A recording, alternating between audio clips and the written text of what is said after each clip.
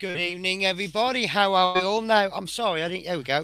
So I'm Penny with Penny. This is issue 40 today. Really, really looking forward to it. I'll introduce you to my co-host Horlicks. Here's Horlicks. Hello, everyone. How is everyone this lovely evening? Now we also have a very special guest comes on every 4 weeks, and we happen to know that this week we're going to be doing body work. Well, we're going to be doing the cab, and we happen to know that this guy's favourite elements are the body work. So we really couldn't have timed this any better. So here's Dave Say. Hello, everybody. Hello. And look, So, we've got some bodywork. how excited are we? So, how are you, Dave? How have you been the last 4 weeks? I had a very stressful week, but the last 4 weeks as a whole, not too bad. But the last week, as I say, has been very stressful with bits and pieces at home. But that's all gone into insignificance now. Ho, ho, ho. Well, this is it. Once you get a bit of body work, nothing else in the world matters, does it? It's not like a good bit of bodywork. No.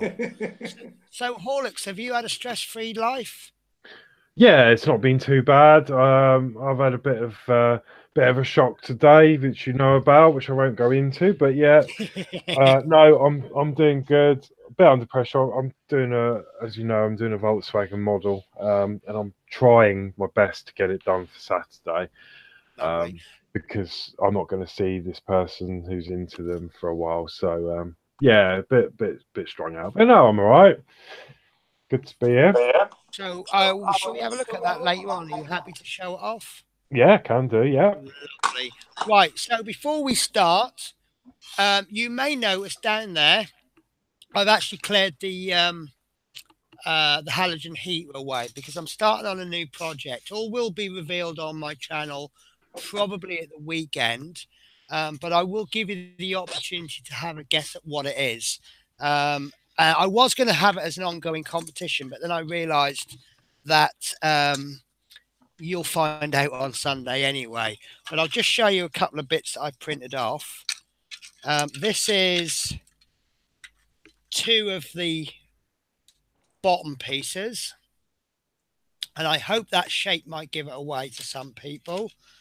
This is another piece that's going on, and this is, I'm getting myself in a muddle now. This is going to go there.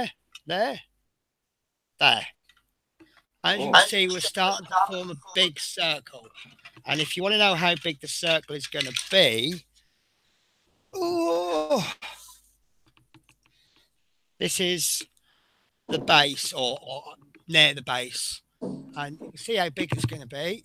So if anybody wants to have a little guess, I will reveal what it's going to be come the end of the show, and we'll talk about that maybe after your bus, Horlicks. Obviously, you know what it is already. So Chris Campling, he's already had a guess. He said Millennium Falcon. No, it's not the Millennium Falcon. I'll give you a clue.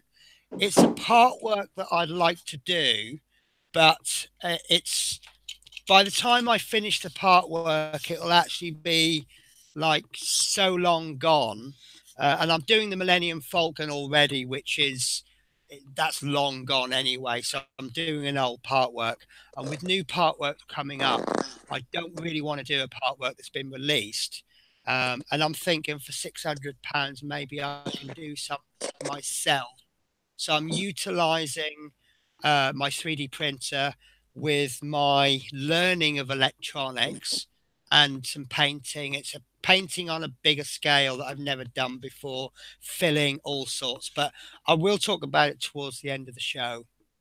So if we would like to switch to Horlicks, and then what we'll do, if you want to just give me a moment just to catch up, and then we can go through the parts. So this is what we're getting this week. We're fitting accessories in the driver's cab. Now, from what I gather, it's going to be a fairly short build, not the shortest build that we've ever had, but it will be quite a simple build. But looking at it, it looks like, again, we do possibly want to just take our time. Let me switch to my view so I can show you the parts. And what I'm going to do is, if you don't mind, I do apologise. I've had such a rushed day today. We've, as some of you might know, about a month ago I got made trade union rep, and I was asked to represent someone at a grievance meeting. And unfortunately, the meeting was today, which is the worst possible day for me of the week. So I had to attend this meeting in my lunch break. How did it go?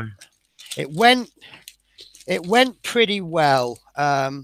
Basically, what's happened is the company has now admitted they've made a mistake. It's a wage query. For all of you in full-time employment, you may or may not be aware that there's been a change in the law. When you take a holiday, obviously you're entitled by law to 4 weeks holiday. Obviously, I'm referring to the UK here. Now, for those of you that do overtime and rely on that overtime, you're probably fearful of going on holiday because you end up getting your contracted hours. The new law says that you have to get an average of your holiday. So if you work 60 hours every week, for example, and you're contracted for 40, they're actually going to have to pay you 60 hours every week. And this guy, he felt that he didn't get his correct wage, and we agree. And basically, the company has said we believe we've made a mistake. We'll put it through to payroll. They'll do all the calculations. And they'll come back with an offer in a week. So it's not we haven't won, but it's, we haven't won yet. I've just got this bit stuck. Oh no! Oh, sorry. What's happened? You've got the little lens. I don't know if you can see it there, and it's just jumped out, and it's just ever so slightly smaller than these holes in my case, and it's just got itself wedged. I don't want to tip this back too much in case bits fall off. Oh, come on. There we go.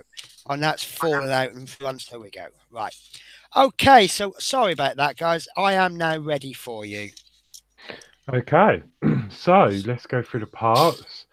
So obviously we're fitting accessories in the driver's cab. Yeah. So 40A is a cabin frame. Right, and this is absolutely amazing. I'll get it out, actually. We're going to have to get it out at some point. And this is actually rather heavy.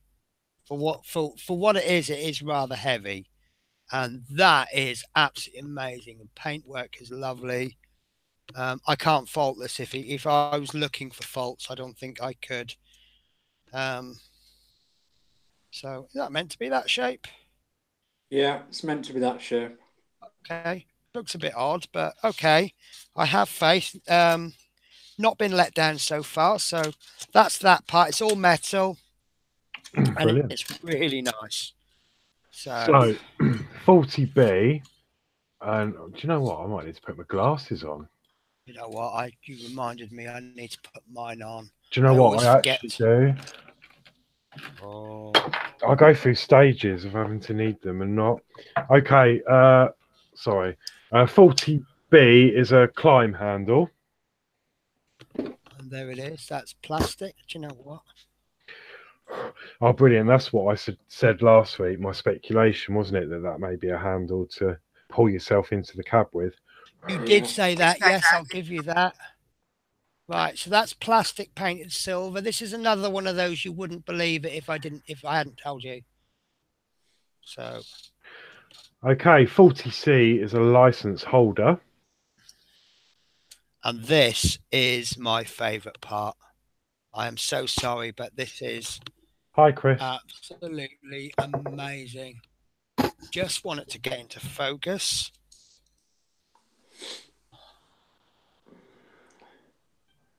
Now, some of you that have only been driving about a year or two, you won't know what one of these are because it's all done online now. Tell you what, I'm going to have to change the folk manually on that. But this is a UK tax disc. The one at the bottom that says February. So it's backwards on mine. It's February 62. 62, yeah. 67. So every 6 months or year, this will probably be renewed yearly. You have to have a road fund license. Now, I did want to research this a little bit further.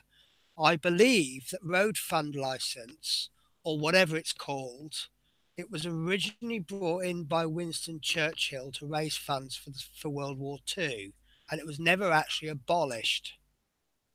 So every penny you spend on road fund should be going to the defence budget. I may be wrong on that one. That's why I wanted to research it.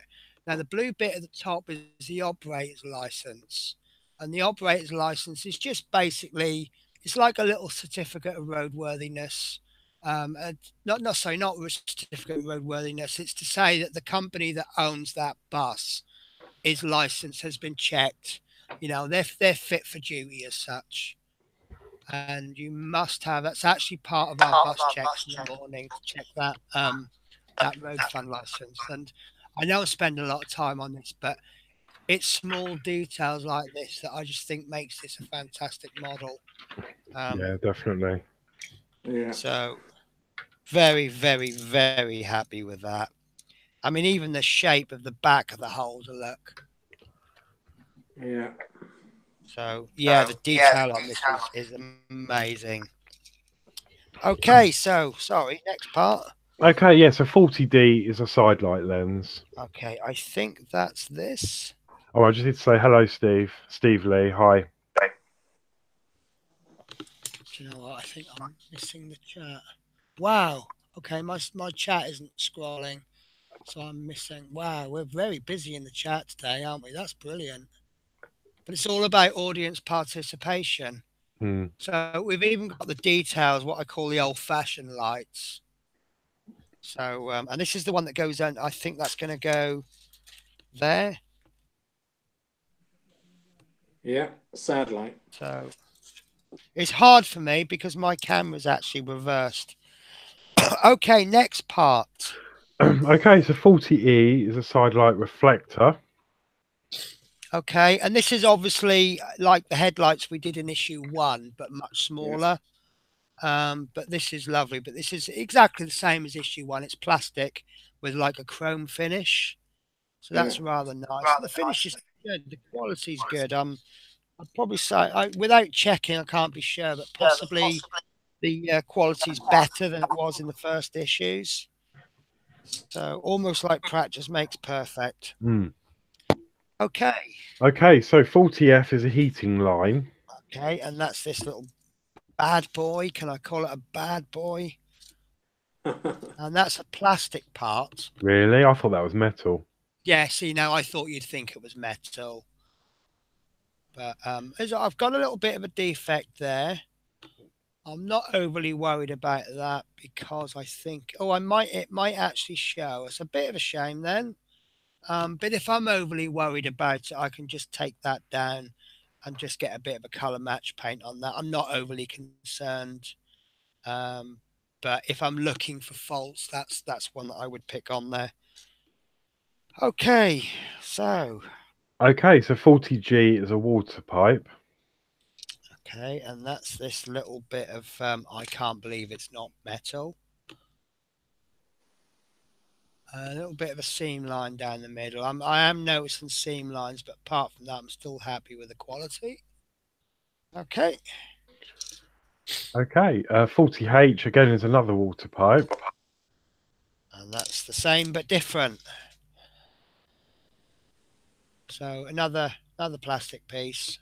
Yeah. Yeah, I'm not complaining about plastic because we've can't believe it's not metal. Yeah. I'm not complaining because the plastic parts are plastic if they don't need to be metal. Yeah. Okay, next part. Yeah, and 40I is a relief part. And that's nice. A relief pipe, sorry. Relief pipe. Relief pipe. Okay. I assume that's This some is sort of nice pressure release thing. I would imagine so. I kind of think the clue in the title there, isn't it? But that's nice. They put it in a bag, which obviously makes it bigger and harder to lose. So that's little plastic, black. So a little bit might need to just adjust that on the end. There's a little bit of flash, but we'll see what happens. And then we've got some screws. Yep, 3 lots of screws. We should have AM screws. And there's Okay. 3 of them. Right. NM, and there should be 2. Yep. Two, yep. And then JM, there should be 3. Okay. Now, to the naked eye, these MMs and AMs are looking fairly similar. So do be careful. I think they could easily be mixed up. So, right, if I could just have a moment to pop these screws in their little boxes, and then that helps me out later on. A little bit of extra prep now helps later on. So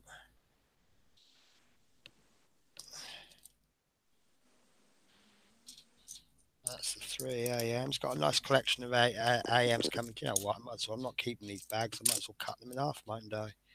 So that's the NMs. So I know this bit is a little bit boring, but you know. Oh, I just remember, I think I've said this before. JM screws, they must have been the same as either I think they were the strips on the top because they're red. They got some red ones in there. So they must be the same screws painted red. So I'm pretty sure I might have mentioned that in the past, but it's just been a while. So you probably wouldn't notice that unless you're a bit funny, like a bit strange in the head, and keep your spare screws. Okay, so would you like to tell us all about stage 1? Yes, and before I do, I've just got something to mention. I've had a comment on one of my build videos on YouTube, and someone is basically saying that washing up liquid is a bad idea because it contains water. And it may cause problems later on with corrosion. So I don't know. I mean, what you feel about that? I mean, I've got some 3-in-1 oil, so I may switch to that. But yeah, just something that because Chris Camplin just reminded me because he said don't forget your washing up liquid. Yeah, that's just some feedback I've had on one of my videos. Fair enough. I mean, it's not going to have an immediate corrosive effect, which is probably why I'm not noticing anything bad. But yeah, I suppose that does make sense. I don't know. I mean, I'm quite happy to. I mean, the way I see it, I'm not planning on taking this apart. No. So if it does corrode inside, I mean, by corrode, do they mean rust? Well, yeah, basically, yeah, because it contains water. So you know, if it got rusty, it would add an uneven surface, which, if anything, would make the screw harder to get out again. Yeah. So I think, I don't know. I suppose it's going to be personal taste, isn't it? Yeah, yeah. But no, so I mean, obviously, I've got some 3-in-1 oil, so I may give that a dash and just see. Yeah, by all means, please give us feedback. Yeah, but anyway, okay, moving on. So step 1, working from the inside, fit the side light lens 40D into the circular hole at the front of the cab. There is a locating notch in the side of the lens indicated by the red arrow to ensure the correct orientation. Okay, right. I'm just looking for a cloth. I don't want to put this. What I've noticed on some other videos and on my builds as well, this cutting mat is lovely, but I have noticed on occasion I found scratches. So I just want to be a little bit extra careful. I'm just going to pop a bit of kitchen roll down so that it's just going to help protect it. So what we are looking at then is this hole there, which will be this hole on the front. And I have noticed, don't know if you can see it, but just about there, there's a little notch on the outside. Yeah. And on the actual lens, there's a little cutout there. Yeah. So that means that that will go in just like the headlights. I seem to remember we had the little notch so that you can't. I don't know why I'm using tweezers, but they are actually quite useful. So I don't know if you can see that that is lined up. There we go. So yeah, I can't rotate that lens. So I'm sorry that's not a good picture. I may actually need to keep adjusting my focus manually. There we go. Chris Davies says that there is sometimes an echo. I'm not sure. I have noticed that. I think what's happening is as one of us speaks, somebody else, it might be picking up and then transmitting from their microphone. I've noticed it happens sometimes on Twitch. So that could be what it is. But if it's too much of a problem, guys, say so, and we'll see if we can do anything about it. Okay, so are you happy with that at stage one? Yep, that's it. Lovely. That's stage one. So 2, we need to position the side light reflector now, 40E, over the lens so it holds it into place. And then fix that part into place with 2 AMs. Okay. You know, I'm trying to get the bits ready as you talk, and it wasn't quite long enough there. Right, so I'm trying to see if there's a right and a wrong way for this. Right, I think the only thing we can do is just go for it and see what happens. So I have noticed that there's some notches. Oh no, I think this is not directional. So we'll try it this way.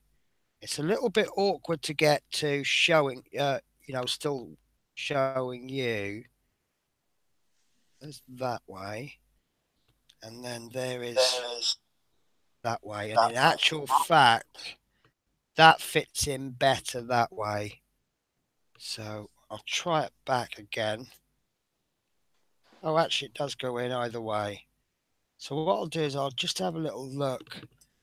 I don't see a problem with that from any particular direction. So I will go with that.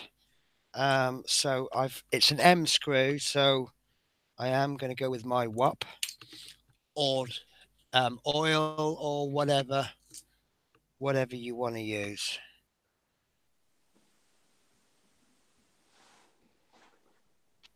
And I'm only using a tiny bit. I suppose also I perhaps should have got my screwdriver ready, shouldn't I? Oh yeah, minor detail. Yeah, just a small thing there. So we'll pop that into place. Like I say, I don't know why you could do this with your fingers, but I just happen to be playing with the. Oh, that's the right one there. I just happen to be playing with the tweezers, so I just went with them. So, usual procedure here. You know what I'm going to say next, don't you? Just pop it in just enough to bite. That gives me the opportunity just to adjust this reflector. It twisted a little bit because there's nothing holding it on the other side and it's not in tight. It did just rotate, so I just moved it back and then I'll pop that in slowly.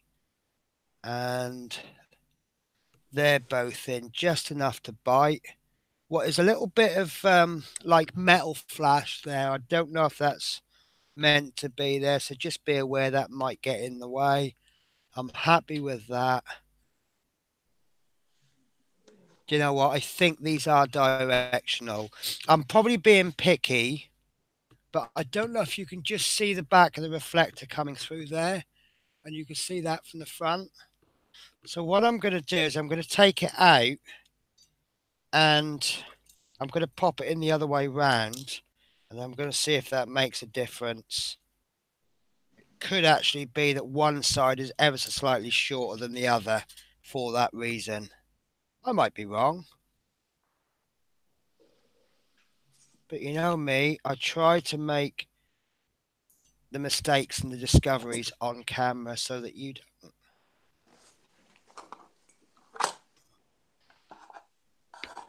And that's another good reason why I only put it in just enough to bite. Because obviously these are self-tap and screws. If I'd put them all the way in, that's actually not made any difference. So, okay, not a problem. But it was worth exploring. Yeah, definitely. Okay, couple of screws and they're in. Now I'm only going in enough that it's tight. And you'll know the screws don't want to go anymore. I could, if I wanted to, continue to screw those with a bit of brute force, but that's fine. We can always check them. That's lovely, that is, isn't it? Yeah. I really like that.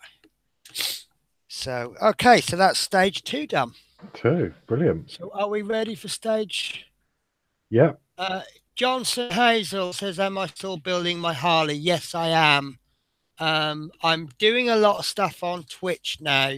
I'm finding that lots and lots of YouTube editing is taking a lot of build time away. So I kind of just tried to promote my Twitch channel and do it on Twitch. And the Harley, to be honest with you, there isn't an awful lot to do.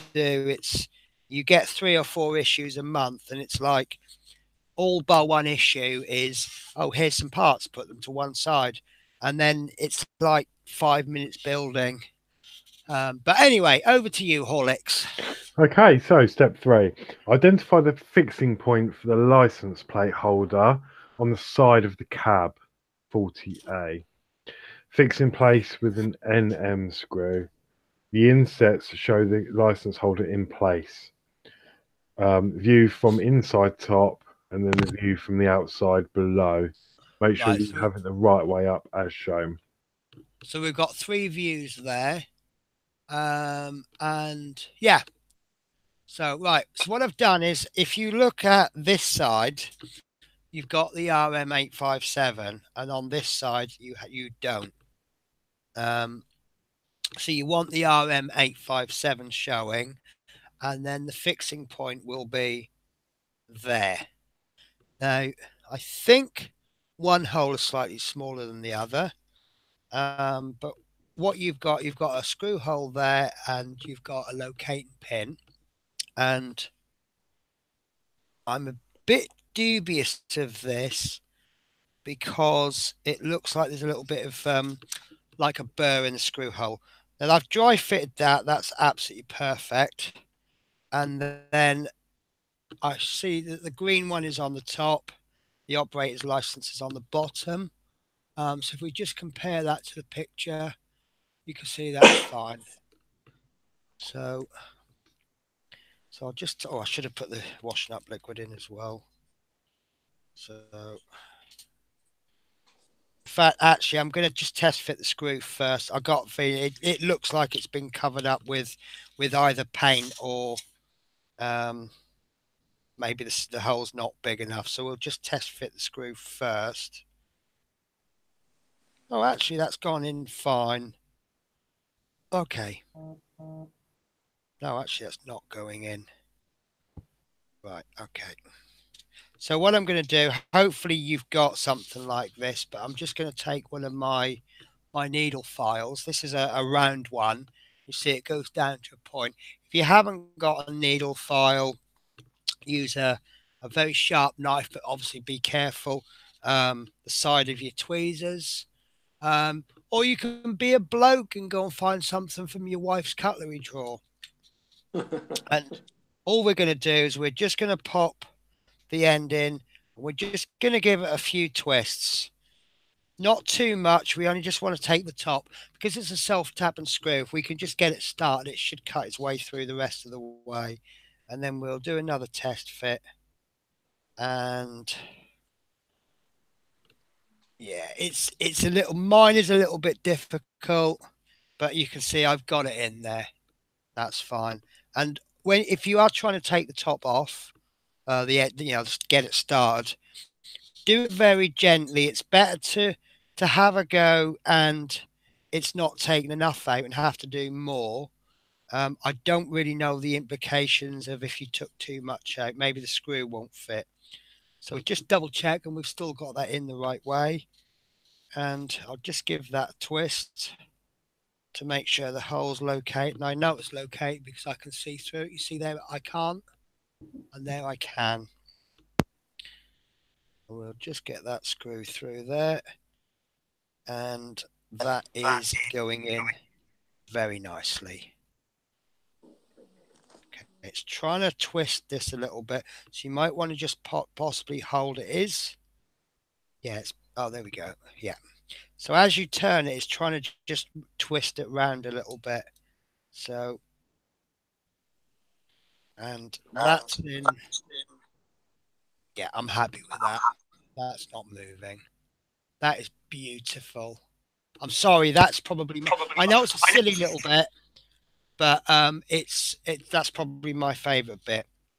So, laugh at me if you wish. Okay, are we happy with that? Yeah, that looks really good. Yeah. Brilliant. Absolutely fantastic. Right, so stage 4. So, stage 4, we need to push fit the peg on the end of the relief pipe 40i into the hole on the side of the water pipe 40g. Note there is a peg on each part 40i, and they are very similar, so make sure you have it the right way round as shown. Right, now I'm just gonna talk about something here. I did notice a Facebook post from, I think it was Adrian, please forgive me if I've got the wrong person, and they offered the advice of perhaps not putting these parts on yet because it creates little fiddly bits that can be broken off. I'm going to do them because obviously that's the whole point of the show. But I'm going to decide at the end whether or not I actually want to fit them. But obviously we've broken little bits along the way. So I say I will fit it and then we'll see what we think to it. So this is 40G. I can see the little hole there. I'm really not liking the focus today. It's just really not behaving. So there's the hole, and it's not the same as the other pipe because the other pipe is kind of a 3-way bit, whereas this is only 2-way. So right now with this pipe, we have got a flat bit on this end, and we've got kind of a little, what do you call that, a little trumpet end on the other. It's actually this little bit there that we want to pop in. So it doesn't say to do it any particular way. Oh, do you know what? That's just gone straight in, almost as though it was made to go into there, funnily enough. Can you believe that? So there you go. So we've got this little bit sticking out. I assume that's going to plug into something at some point. And that's actually the bit we may have problems with because that one's a bit long. But yeah, that's gone in lovely. There is a certain degree of looseness, but it's in that's fun. That's not going to fall out by itself. The only way that's coming out is if you pull it out. Okay. Are you happy with that? Yeah. Okay. Yeah, that looks good. Okay, so step 5, fit the shoulder of the pipe 40H over the peg on the end of the pipe 40G. Sorry, my apologies for that. I've got it's allergy season for me, so I'm blowing my nose an awful lot. So, but don't worry, I'm not contagious. Okay, so we have got This is the pipe that I showed you in the previous one. Parts say this is what it isn't. Obviously, this is what it is now. So the magazine has an orientation of this. You've got the small pipe is running that way with another bit coming out the side. And with the little black bit down, we're just going to pop them in like that. And that's a little bit stiff, but if you just sort of twist it and push it, that's gone in fine. There's a little bit of a gap. I don't know how that's going to be seen in the finished model, but you know, following the magazine, it looks good. I'm happy with that. What about you guys? Yeah. I mean, if you want to take that stage further, you could. Okay, so the next stage. Steve Lee is asking, is it better to Loctite fish push to fit parts, or is it best to wait? I think it's best to wait. We've already had one issue where they've said dismantle everything you did that was really, really difficult to do. You had a really hard time doing it, but now dismantle it and do it again. So you really don't know what's coming around the corner. No, you don't. No. So I would say only use Loctite if you absolutely have to. On my build, we've used super glue once, and that was the infamous issue 29, where you had these little tiny pipes that were just very, very loose. So yeah. Okay. So sorry. Yeah, off you go, Horlicks. Sorry.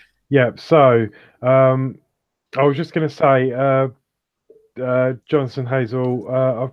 I've seen your message. We tend to do the build first, and then afterwards, when the build's done, we then go back through and then we talk about the chat and stuff. So please don't think we're ignoring you. Yeah, if you feel later on that we might have forgotten, by all means raise the question again. Okay, so yeah, step 6, push fit the arm of pipe 40H over the peg halfway up the heating line 40F. Okay. Do you think they've drawn these instructions out today? You know, sometimes they give us quite a lot to do in each stage, but today we seem to be doing very little, and you know, there's an awful lot of stages. Right. Okay. So the orientation they have in the magazine is that they have the black part facing away from me, and then this red part, you've got the little notch there, and that's going to go in like. That's interesting. May I look ahead? Because the reason I ask is I don't know. Does it go in like that, or does it go in like that? I'm guessing it would go in like that. If we have a little advanced look at, say, the finished stage or the let's have a look. And also, bearing in mind the position of the peg that's on the red part, it's facing that way as well. So could we have a look at the top picture on the finished view? I think that gives it away for me. By all means, have a look at the finished view before you finish. It's referenced there to be used. So looking at that, I can now rotate the part, and yeah, right, okay. So that's helped me out a lot. Just rotating the parts. No. Right. Okay, got it now. Right. So if I rotate the parts so that it looks like the finished view, what I've now done, instead of having it like that, I've rotated it to that. Oh no, I've got it right. There we go. I'm rotating it that way. So the pegs are away from me, but now it comes down, drops down again. And then we've got the small drop there. We've got the black part is to the front, and I can see that this is going to go over the front. So it's actually going to hide part of the red pipe. And I'm being careful. I've got to be aware that this black bit is rather loose, so be careful where you hold it. And yeah, that's a circle. And that's going to go on stiff to put on, which actually is quite encouraging because it means it's not going to fall off in a hurry. And that's going to need rotating just a little bit. There we go. And I think that's how it goes. So if I now go back to the stage that we are actually up to, the orientation that they've given us is that. So it actually tucks in behind according to that view. Okay, got a little bit technical there, didn't we? Mm. Okay, so shall we progress to the next stage, stage 7? 7, yeah. So there we go. Push fit the pegs on the heating line 40F into the holes in the near side of the driver's cab 40A as shown. Okay, lovely. Nice and simple. We've done the hard work already. That should make this nice and simple. So we're going to take the side with that beautiful tax disc on it. Tax disc road fund license. And there we go. So we've got two pegs there. One at the front, one in the middle-ish. This back bit needs to be pointing out sideways. And that's going to line up with those 2 holes there. And trying to think, there we go. If we just partially put the middle one in, see, I've not put it in all the way, that will then enable me to rotate this one to match. Oops, and then it falls out. So then we try plan B, which is put the front one in first. And I think that hole is not being cut. Oh, there we go. That's gone in fine. So then I've got that in, and I'm going to rotate. I'm going to pop the second one in, and I'll just give these a gentle push. I don't want to push too hard because they are plastic pieces. And I would say that's perfect. And that little bit that I had concern over, that is unfortunately showing. However, it's underneath. So we might still get away with that because the bonnet's going to go there, if memory serves me correct. So I think that might be. Oh, hang on. I think that might be in the engine bay, mightn't it? I'm going to have a look. Bonnet will be over that. So it won't even show them. No. So the bonnet's going to be about there, is it? Yeah. Okay. This may not be in the right position. You see, I've got it up a little bit. I really don't know the position it wants to be in. Yeah, turn down a bit. Yeah. But once we fit, I mean, that's obviously going to fit into something. There's a peg there, there's a peg there, and there's a hole there. So it's going to fit to something. So we can always adjust that later on. Yeah. Yeah. Okay, are we happy with that? Yeah. Okay. So the last stage? Yes, yeah, last stage, stage 8. So take the climb handle 40B and identify the fixing point on the offside of the cab 40A. Fix in place with 2 JM screws. The inset shows the handle in place. Then it says note. Make sure you have the handle the right way around so it sits on the outer edge of the cab. Right. Okay. Because obviously if you have it the wrong way round, the 1 to 12 scale driver won't be able to climb in. Right. So we've got the handle goes on the outside, on the edge. You see we've got 3 holes. And we have lost my tweezers for a moment there. On the handle, we have 1 locating peg and we have 2 holes. So obviously what's going to happen is we're going to screw into those 2 holes, leaving the middle one for the locating peg. So washing up liquid or whatever we're using. What should we call this now? Should we call this your lubrication of choice? Yeah.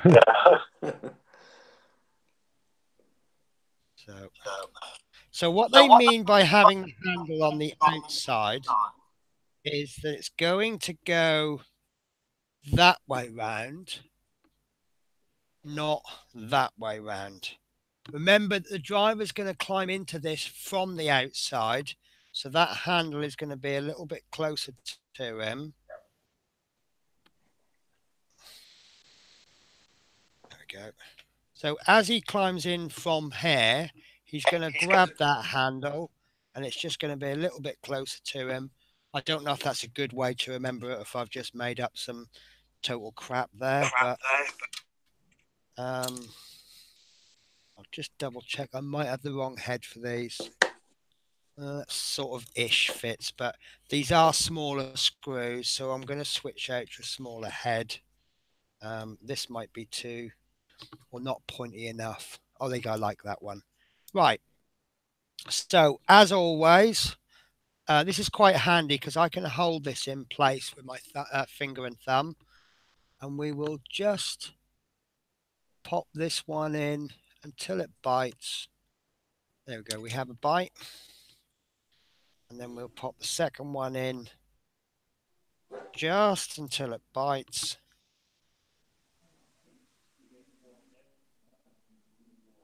Now, something else I've noticed with this screwdriver, I don't know if you've noticed me dropping screws and things with my other screwdriver. When I have the correct head, the best fitting head, I find that I don't lose the screw off the end so much. I don't know if that's a good tip for anybody. Right, so they're in just enough to bite. So I'm just going to give those a few screws. Just be aware that your screwdriver head may be a little bit wider and it might be pushing on the handle. So just be careful with that. It will go because the screws are not underneath the handle. They're just to one side. So we're just going to keep screwing that until that handle stops shaking. Yeah, I've got a bit of movement there, so I'll just give it a few more turns.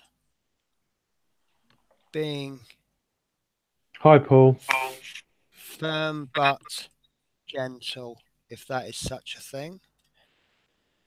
Right. Okay. That is firm, but I'm just going to give it another. There we go. The screw will tell you when it wants to stop.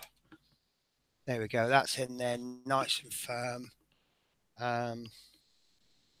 So yeah, I think that will take the weight of a 700-pound bus driver, because we know all bus drivers are meant to be fat and they eat nothing but burgers and chips. So right, okay, I think that's done then. So yeah. So let's see if we can do a comparison between mine and the finished builds. So there is the top view. I'm happy with that. The only difference I can see, left. but obviously that'll be adjusted later. If you look at the silver pipe, that's sort of coming off at an angle rather than straight down. It is, isn't it? Do you think it could be the angle? No. Oh, that's very interesting. Ah, okay, that's not a problem. I'll show you what I'm going to do. I'm going to rotate this pipe like that. Does that look better? Yeah. So it tells you to insert the plugs and things, but it doesn't tell you, you know, it's hard to see the correct angle. It's another good reason to be looking at this finished view. There's nothing wrong with looking at the finished views before you even start the build. So, yeah, okay, so bottom left is going to look something like that. Yeah. And the bottom right should look something like that. And I did, these caught my eyes earlier on. Yeah. These look like little identification, maybe RM5/8 I've actually got a little scratch on that. 8/5 RM 5/8 or something. Is this like a bus equivalent of the VIN plate? VIN number. Yeah, VIN plate. Yeah. Because maybe it'd be a requirement to have it on display. Because I know on modern buses, for example, you have to have the operator's name and address on the side. Yeah. And certain things have to be in certain places. I wonder if that's the case with that. Right. So now, normally at this point, we would have a look at next week's build. I'm actually going to just pop something different in there. And I can now, actually, I'm going to just change the subject again. Some of you may want to keep this cab in this box. It's not going to go because, as you see, it's got this in the way. What we could perhaps do, if you're that way inclined and you have the right equipment, if you want to, and I like the idea of keeping it in the box. So what I'm actually going to do is I'm going to turn, you're going to like this, not a lot, but you might like it. So I need a permanent marker. What I'm going to do is I'm going to my marker that doesn't work. Right. I'm just going to cut a hole out there. I mean, you might want to balance it on the chassis, but I'll tell you, I might have told you last week, actually, I had a phone call from someone asking me for some help. Always happy to help. But we were talking about the driver's cab, and I put the driver's cab on the chassis, and then another question came up, and I ended up lifting the chassis up off my shelf. Kind of skipped my mind that I had the driver's cab sitting on the chassis. So, of course, what happened was the driver's cab fell off, landed on the floor, landed on the steering wheel, and snapped the steering wheel off. Oh. And yes, my heart stopped. I don't mind telling you that.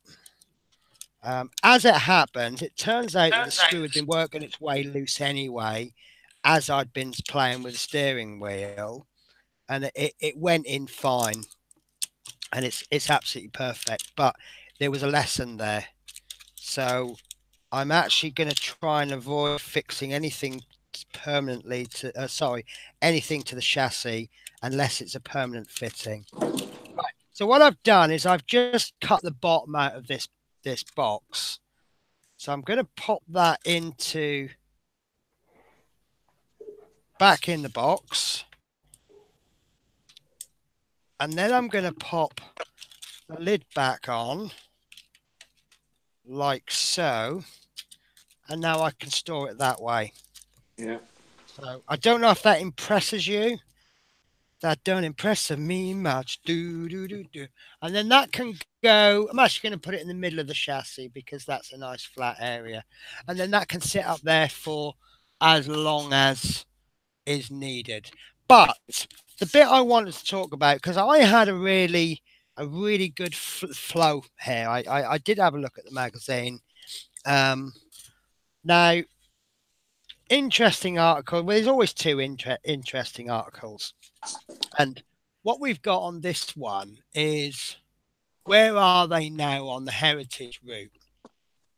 And it says when one person operated buses, also called OMO. I've always known them as OMO, which is one man operated. But when they came into general service in the 80s, many of the Routemasters were sold off to out-of-town operators. And then in 2000, there was a recall of many of these Routemasters. Here are 5 more of those buses that now operate. Now, the bit that... Oh, please don't sing again. That's fair enough. Now, I remember my mother was dating a bus driver in the 80s, and I can remember him talking about... Now, I would have been somewhere between 8 and 18, not giving away my age at all there. But I remember him talking about they were threatening to go out on strike. And the reason being is that going from 2-man operated to 1-man operated is cutting the workforce. So they're talking about job losses and all sorts. And it kind of got me thinking, because we're totally 1-man operated now, which I don't know if that's a bad thing, because at least I don't have to work with an arsehole now, do I? It's just me and my bus. But we have a severe shortage of bus drivers, even though we don't have conductors. We all around the country there's a severe shortage. But then when I turned to see what next week was, it said, through the ages, the view, focus. There we are. The general strike in 1926 affected many of Britain's workers, and amongst them were London's bus drivers and conductors. And I just thought that tied in really, really well. Yeah. So anyway, so we'll have a little look at what's coming next week. And is that an electrical pipe I can see? Electrical wire, I mean. Yeah, that looks like we're fitting an LED into the light fitting. Yeah. Looks like I'm going to have to dust off the multimeter. So it says the windows are fitted to the driver's cab, and the cab is attached to the front grille and wing assembly. Hooray! At last, that piece has been sitting there for 39 issues, 40 issues, 40 weeks. Is now actually going to be used. Yeah. So, Horlicks, what did you think? Yeah, really enjoyed that, and Good. I can't wait to get mine to that sort of stage, really. Yeah. So, the big important question, Dave, what did you think? I thought it was brilliant. You know, that's as enthusiastic as you're ever going to get out of a northerner. Yeah, I like that. Yeah, it was good. Yeah, that was all right. Oh, talking about the Routemasters, I've got an update. I've only built the chassis, haven't I? Yeah. Oh. Wow. Are your arm muscles still intact? Yeah, just about. Really heavy, isn't it? Yeah. Isn't it? I mean, we've all talked about how heavy it is. Oh, your glasses, they look really nice on you, Horlicks. Oh, hello. They suit you. Yeah. Yeah, it's huge. It's up here. Sorry, that wasn't practice. That was genuine. I've never seen Horlicks with his glasses on before. Have you not? You must have seen some of my. You have, because I've done a few YouTube videos with glasses on. You know, maybe it's my usual response. I didn't notice, but now you've pointed it out, I can't unnotice it. That's right. That one didn't work, did it? No, yeah, I'm not you're sorry. Your chassis. You know that, Penny. What's that? God, you know I'm not very good at jokes. Yeah, I did. My brain doesn't. I'll probably laugh my head off at midnight tonight. I'll be thinking about it. You'll be sitting in bed, won't you? And you'll wake up at 3 in the morning, and you'll go, yes, that's funny, Penny. That's exactly what I do. So, chassis a la Horlicks. Well done, Horlicks. Laugh out loud.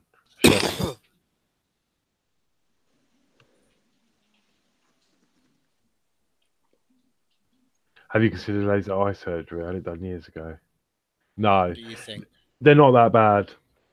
It's just sometimes if I get tired, they're just for the computer. I'm fine, you know, I don't have to wear them all the time or driving or anything. I'm perfectly fine to drive. It's just sometimes it just makes it a bit clearer when I'm on the screens. I've actually considered it. I've gone against it because I think my face. I mean, I've seen my face a lot more than you guys have, and I think my face suits glasses a bit more than it suits not having glasses. It just, I feel maybe I'm becoming really vain in my old age, but my eye sockets seem old age. Yeah, you got kind of your eyes are kind of caved in, and glasses just kind of flatten the face a bit. See, I just think without them, I just don't like that bit. Beautiful. So no, they're not. Behave. And also, I just call me technophobe if you like, but shooting lasers into your eyes. That kind of, yeah, I'm just a bit. Cost me £4,000. God. Oh, I'll have two then. I haven't even got that sort of money. I desperately need a new car. So, yeah, hit me up after this, and we'll discuss it. No, I couldn't afford that. Anyway, I can barely afford a partwork that's come out wrong today, let alone. But no, So back yeah, to the Routemasters. let's see this. Yeah, let's see the chassis. Very. I really want to know, because I say I can tell you all about the chassis. Other people can. It's not until you actually get your chassis that you can really appreciate what it is. I mean, there's so little to do on those parts, but you can't hate the issue, can you? Because it's turned it from a good build into a magnificent build. Yeah, everything's all gone as to plan. Everything's absolutely spot on. The suspension works. Yeah, it's all good. It's all good. Everything moves how it's supposed to. It's solid. It doesn't rattle around. But I did say that if it wasn't for the Oria screwdriver, I think people definitely have problems trying to screw that up with the supplied screwdriver, because you just can't get enough leverage on it. I'll definitely agree with you there, because I tightened my chassis up really, really tight, and after a while it worked its way loose, and then I got the Oria screwdriver, and I'm like, because you said about tightening, or someone said something about tightening something up, and I thought, like, it won't do anything because I've already tightened it up as tight as I can, but I'll do it just to humour you. And I'm like, oh, I've got an extra couple of turns on it. Right. Fair enough. Sorry, the only thing is that I'm not too concerned, because I think it will sort itself out later on. I don't know if you can see that. It's not. It looks like it's slightly skew F, because it. Do you know what? That's exactly the word I was going to use. Just excuse me a minute, guys. I don't know.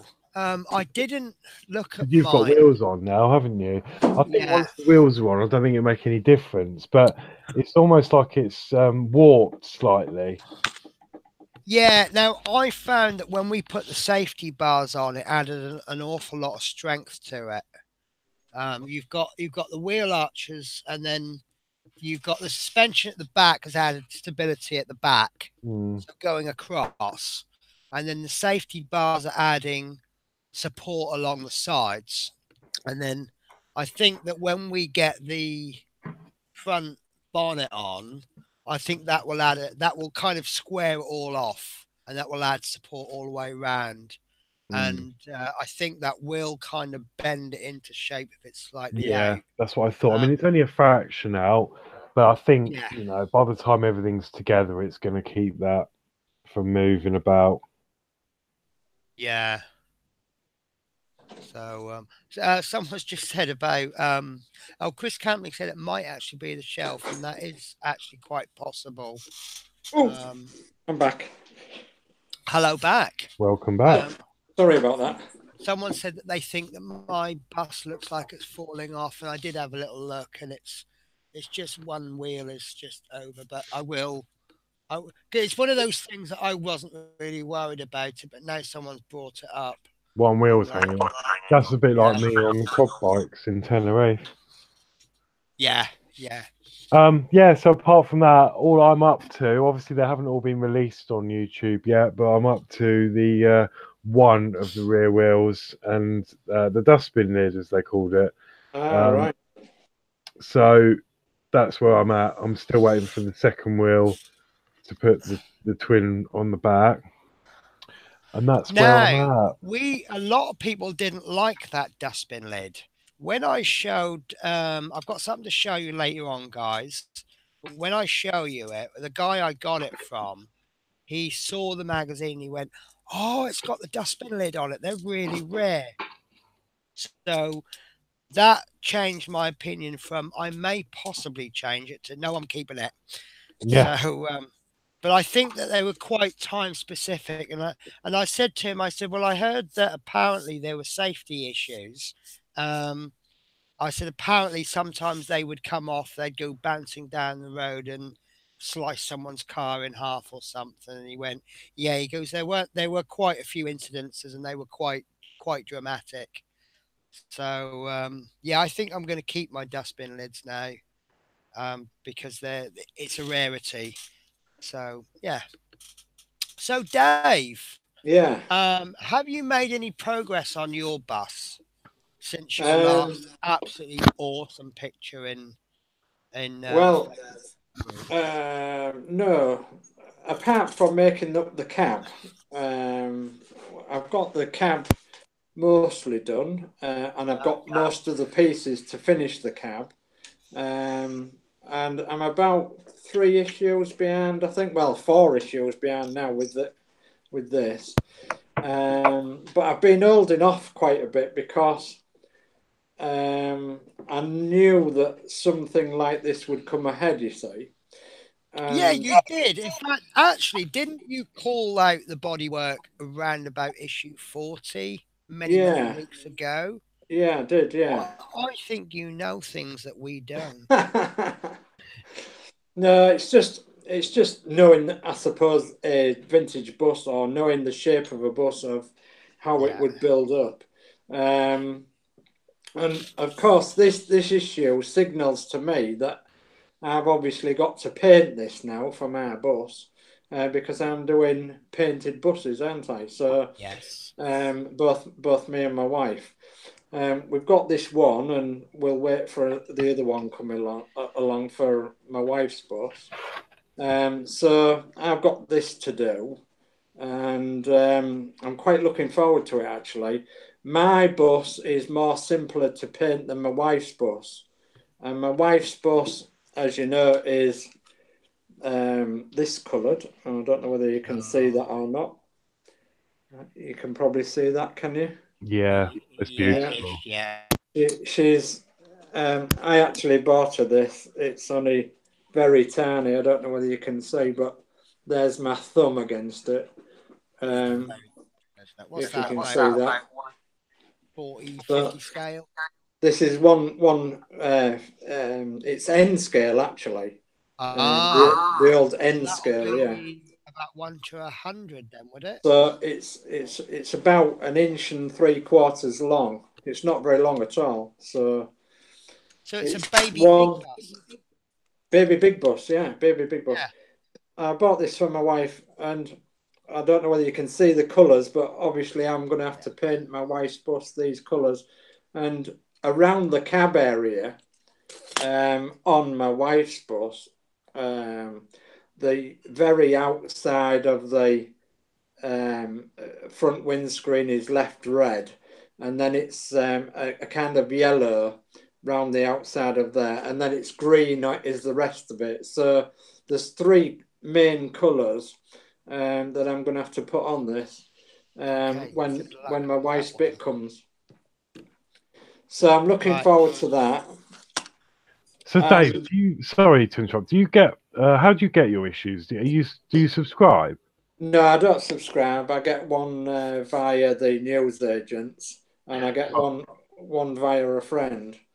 Right, so you don't actually see. Do you not get any of the free gifts or anything? No, I don't get any of the free gifts. No. Would you like this mug? Oh, Horlicks. That would be lovely. That round of applause because that's wonderful. Horlicks, thank you very much. No, that's fine. The reason is I've had a little bit of a falling out with Hachette about something else. So I'm not interested in sending it back, but they sent me one of these, and it was smashed to smithereens. They were quite rude. They basically called me a liar and said, and I had to send them proof of pictures that it was smashed. And it was a right old rigmarole. Anyway, they sent me another one, which I've got on my shelf hiding here. Yeah. And then for some reason, another one came through. So I've got 2.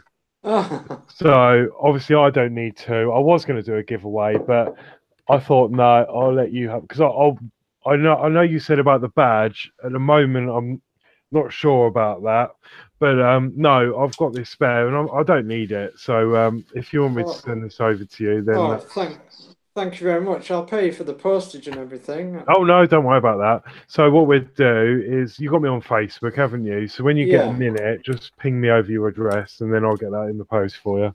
Oh, thank you very much indeed. We can all be Routemaster mug buddies. Yeah, that's it. I mean, obviously, you're going to have to share it with your wife because I've only got one, unless another one comes through. But yeah, no, I'll get that over to the post hopefully, well, this week or next. Okay, thank you very much indeed. Oh, that's all right. That's very kind of you. I actually have had a purchase recently of a Routemasters mug. I had a little bit of like a little voucher given to me by a friend, and I actually purchased this mug from somewhere. So that sounds absolutely lovely. So we'll be able to share that mug of yours between me and my wife, Horlicks, very well. Yeah. Well, she'll be able to have that one, and I'll be able to have this one. Yeah, no, I mean, as Chris Cameron just said, make sure I wrap out. I will. I mean, the first one I mean, there's not a lot of bubble wrap in there, to be fair. And this box, this one came in a big box, but originally they sent this, in like the black plastic bags. Yeah. And one drop of that would have just smashed. So I'll make sure it's really well packaged up. Yeah, lovely. Pay for it to get to you in bits. No, thank you very much. And the other one, I think I've been in the other one. I was going to attempt to glue it together, but it was in so many bits. But it was so naughty. Maybe you could have glued it all to pieces and then called it a Newport transport mug. No, I didn't say that. But no, I just want to go through. Don't understand. No, yeah, I was so upset that they would think, they wanted proof. They were so argumentative on the phone. They were like, oh, and I had to send them a load of proof that it was broken, and I've never had to deal with that before. And I just, but I did, and obviously it was genuine. But for some reason they've sent two, so yeah. They must have felt sorry that you had to go through that, and then send another one. Maybe. Dave, I don't know. Dave, I think he's been whinging and moaning, and he just keep ringing up, and they keep sending. He'll probably get another 13 come through the post. Do you know what? No, absolutely not. And do you know what? I just haven't got time to be on hold. It takes them half an hour to answer the phone. Yeah. I just want to do a quick catch up on the chat while I can still remember all the contacts. Johnson Hazel, very patient. Thank you for your patience. Are you going to be building the Ghostbusters car in the new year? I'll put that to Horlicks first. Right. I don't know if I've told you this yet, Penny. I might have done. The plan was to do that between us. Sorry, I thought you were professing your undying love towards me. Sorry, no, I got the wrong context there. No, no, I do want to do another part work. However, I've got I've got the DeLorean that's still ongoing till I think is it March. I think March that finishes. Plus, I actually think the Ghostbusters is going to take over from the DeLorean. Yeah, and plus I've got the Routemasters, and I really desperately do need a new car, and I need to try and save some money because I don't know how, but I haven't got any money. But I need to try and save some money, so I'm not entirely sure yet if I'm going to be able to afford to do another part work at the moment. All the time the Routemasters running, it may be a case I'm going to have to wait till the Routemasters finished, and then perhaps look at doing a kit but we'll see. Things might change, and I might win the lottery, but I very doubt it because I don't play the lottery. So, well, I am probably not, because two reasons. One is I'm starting a new project which is down there, which no one's had a guess at yet. Oh, they have. Have they? Yeah, there was another guess. Have we had any correct guesses? Yes, right at the beginning. Oh, is that the Chris Campling 4R2s? No. Okay, I'll try and find that at some point. The other reason is one thing I haven't Oh learnt to yeah, yeah. do. Sorry, Chris Camplin. The Yeah, one thing I haven't learnt to do yet is editing parts. If you get a design to print on your partwork on your 3D printer, and it's too big for the bed, you need to cut it. And sometimes things need to be printed with supports on, and you can't get the support. So what you do is you cut it in half to create a flat edge, and then turn the parts like that, so the flat edge, and then you don't need supports. I have found two things, maybe too large, but I have found a 1 to 50 scale Ecto 1 and a 1 to 50 scale Firehouse. And I think that with what we're learning with the Arduino electronics, I think it's possible that we could 3D print a Ecto 1 and follow the part work videos that people are putting out and maybe create our own. Scale the 1 to 50 scale up to 1 to 8 scale, or whatever size we want, and then do the Firehouse for it as well. yeah. Um, Now, I obviously, I'll definitely think print that's out a the good one. option. Like, especially, Yeah, I mean, I don't want to let too much out the bag, but your idea about doing something that would be a better option for me because I've got all most of the materials here. yeah. So Because there's a lot of good part works coming out, and I mean, even with the amount of overtime I'm doing, I couldn't afford to do all of them. So, um, maybe it's something that's stream worthable. Maybe it's not. Maybe it'll just be an update video on YouTube. But I think we'll be doing Ghostbusters car, but I don't think we'll be doing the part work. But as I say, this one is going to take up an awful. Well, I think this one is going to take up an awful lot of time to start with, and then it's going to kind of go slowly, and then it'll speed up, and then it'll go slow. But I think that this one, I originally thought it's going to take me about 12 months to do, but I think 2 years might be a better, more yeah, optimistic. no, I just thought the other day it was funny when we were talking about it. I remember you saying on stream, "Oh yeah, oh I'll probably print one part a month or something," and your printer's Mhm. been non-stop since. Well, see, if I said I'm going to print a piece a week, and then this is piece number one, right? I can't do anything with that. I can't do. This is part of this particular section is one of 12, so I can't do anything until I've got all 12. Wowza. But even then, I can't. There's six pieces. Then there's 12. Then there's six, and then I think there's about 19, and then that's enough to do so. Then I've got to do the top, which is 6, 7, 8 pieces. Then there's all little sections that go in, and then once you've done that, you've got a lot of sanding and filling and painting. And at the moment, I only really get um, Saturday evenings and Sundays off. And then to do spraying and stuff, I'm going to have to do it outside. And if the weather's bad, I can't do it outside. So there might be weeks, but I need something. But if I can do like the top bit, I'm going to give it away now. Maybe if I do the dome first, then I can be printing the body off while I'm preparing the dome. And then when I finish the dome, that will then enable me to get on with the body because that'll be printed. And while I'm doing the body, maybe I can print the legs off.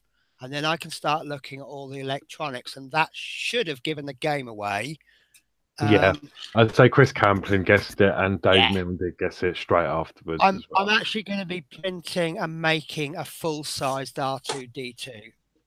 So Yeah, yeah, full size, full it size. may full size 1-to-1 scale, Wow. as you can tell from the size of the ring.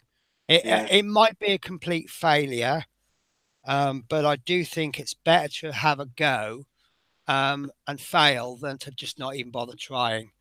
Um, Slight I'm change really of jealous because it just looks amazing, and I just think I really want to do the R2, but I think that if I start it now, 10 weeks before the end, I'm going to be so far behind. And even when I've completed it, it's just the build, isn't it, really? So I think I'll get more out of it if I actually go for it on this one. Peter Diamond has said that he's just bought the full kit of Harley Fat Boy, and after checking all the parts, had over 17 damage. I've got quite a few. I'm only up to issue. We did one on Friday. We do it once a month on my Twitch stream. Pack 7, and out of the 7 packs, I've had two faulty parts. I had one of the handlebar grips, which I had replaced, and that one was a little bit loose as well. And I just went, oh, I can't be bothered. It's going to sit on the shelf and just be a display model, so I'm not going to worry about it. And this recent part, I was missing one screw, and in the last pack, the fuel cap covers, they had like a staining on them, but I left that one too late. But the 2 times I've complained, and I don't complain like, I go, I'm sorry, this is what's happened. I actually wrote the email on Monday, and yesterday I got a response back. Oh, we're very sorry, we'll send out a new pack. So I've not had a problem with model space. I found them quite good to deal with when there's problems. So hopefully that will be good for you. Chris Campling said that he got the 3D printer all in one go, no problems, and with the parts, thank God. Steve Lee said that he found the safety bars really firmed the whole bus up, which is good. Fleetwood J. Now, I'm going to find this. I will tell you because this was absolutely brilliant information. Last week, Fleetwood J sent me a message. I've got to find it because his YouTube name is not the same as his Facebook name, which makes it harder for me. There we go. Here we go. So he has located the exact match color paint, and it is Tamiya XF68 NATO Brown. So that's a matte color. XF means flat. Obviously 68 is their color. So it's the closest match. So yes, I did receive that. Thank you very much. Like I said, you are a star. That is really appreciated. Now, if you're ever looking for color matches, I'll show you this app that I've got on my phone. Because I paint miniatures, this is absolutely invaluable for me. I'll just change my camera view. It's an app called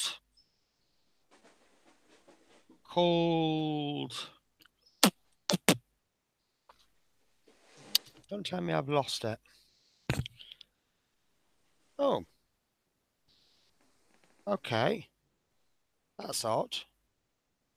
There we are. Right, Hobby Color Converter it's called, and what it does is if you select a color, like say for example you don't like using a particular brand, so let's say I'm really against Tamiya, so we want the XFs. What was it? XF68.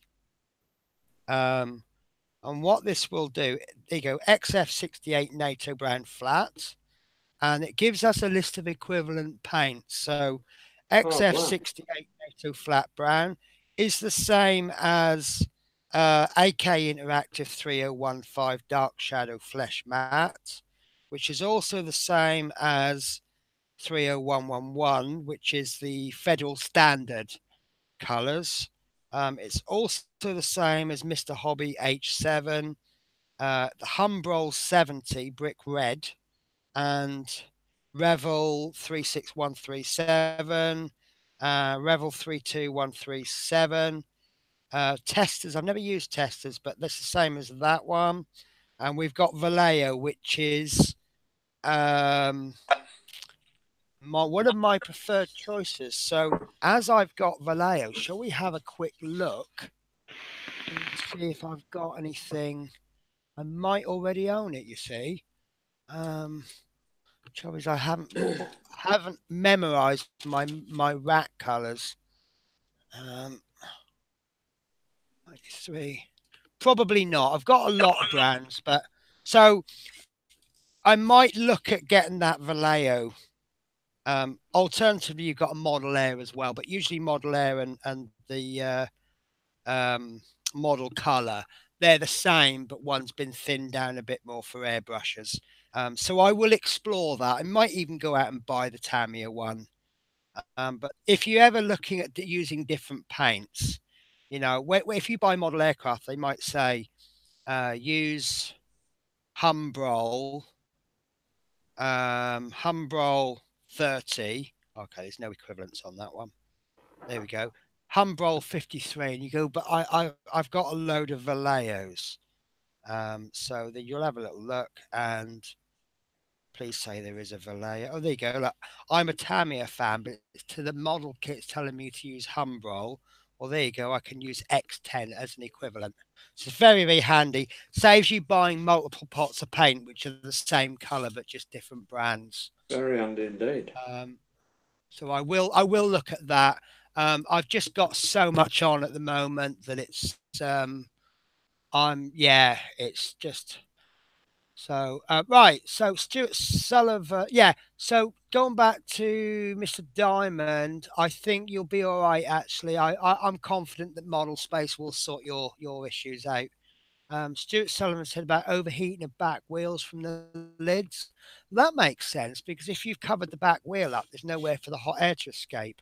So yeah, I never thought of that one. Department of Transport don't like dustbin lids, makes it hard to check the wheel nuts. That makes sense. I was given a tip many years ago. Apparently they've changed the rules now, but an MOT tester can't remove something to test. So, and they can't fail it if they can't get to it. So if, for example, you've got a dodgy back seat belt, put a baby seat in the back, and then they cannot remove that baby seat, because if they remove the baby seat and then put it back, you then have an accident and your baby goes flying through the windscreen. It's actually then the fault of the MOT tester. So if you need to hide something, but I think they've got wise to that now. But that was a trick I was taught by an MOT tester. Hide things up. But I haven't told you that. So yeah, Chris is saying, are you going to strip the paint off first, Dave? That's referring to the bodywork paint. No, I'm going to lightly sand it with some very fine sandpaper, and that trick has worked for me in the past with the fronts. So I'm hoping that it'll work with the cab area. Right. I suppose if it doesn't work, you can always strip it down to the bare metal and go for it. But Yeah, try and sort of lighten the load as much as you can. yeah, that's true. Brilliant. I've just noticed further up, Paul said I'm going to need a bigger shelf.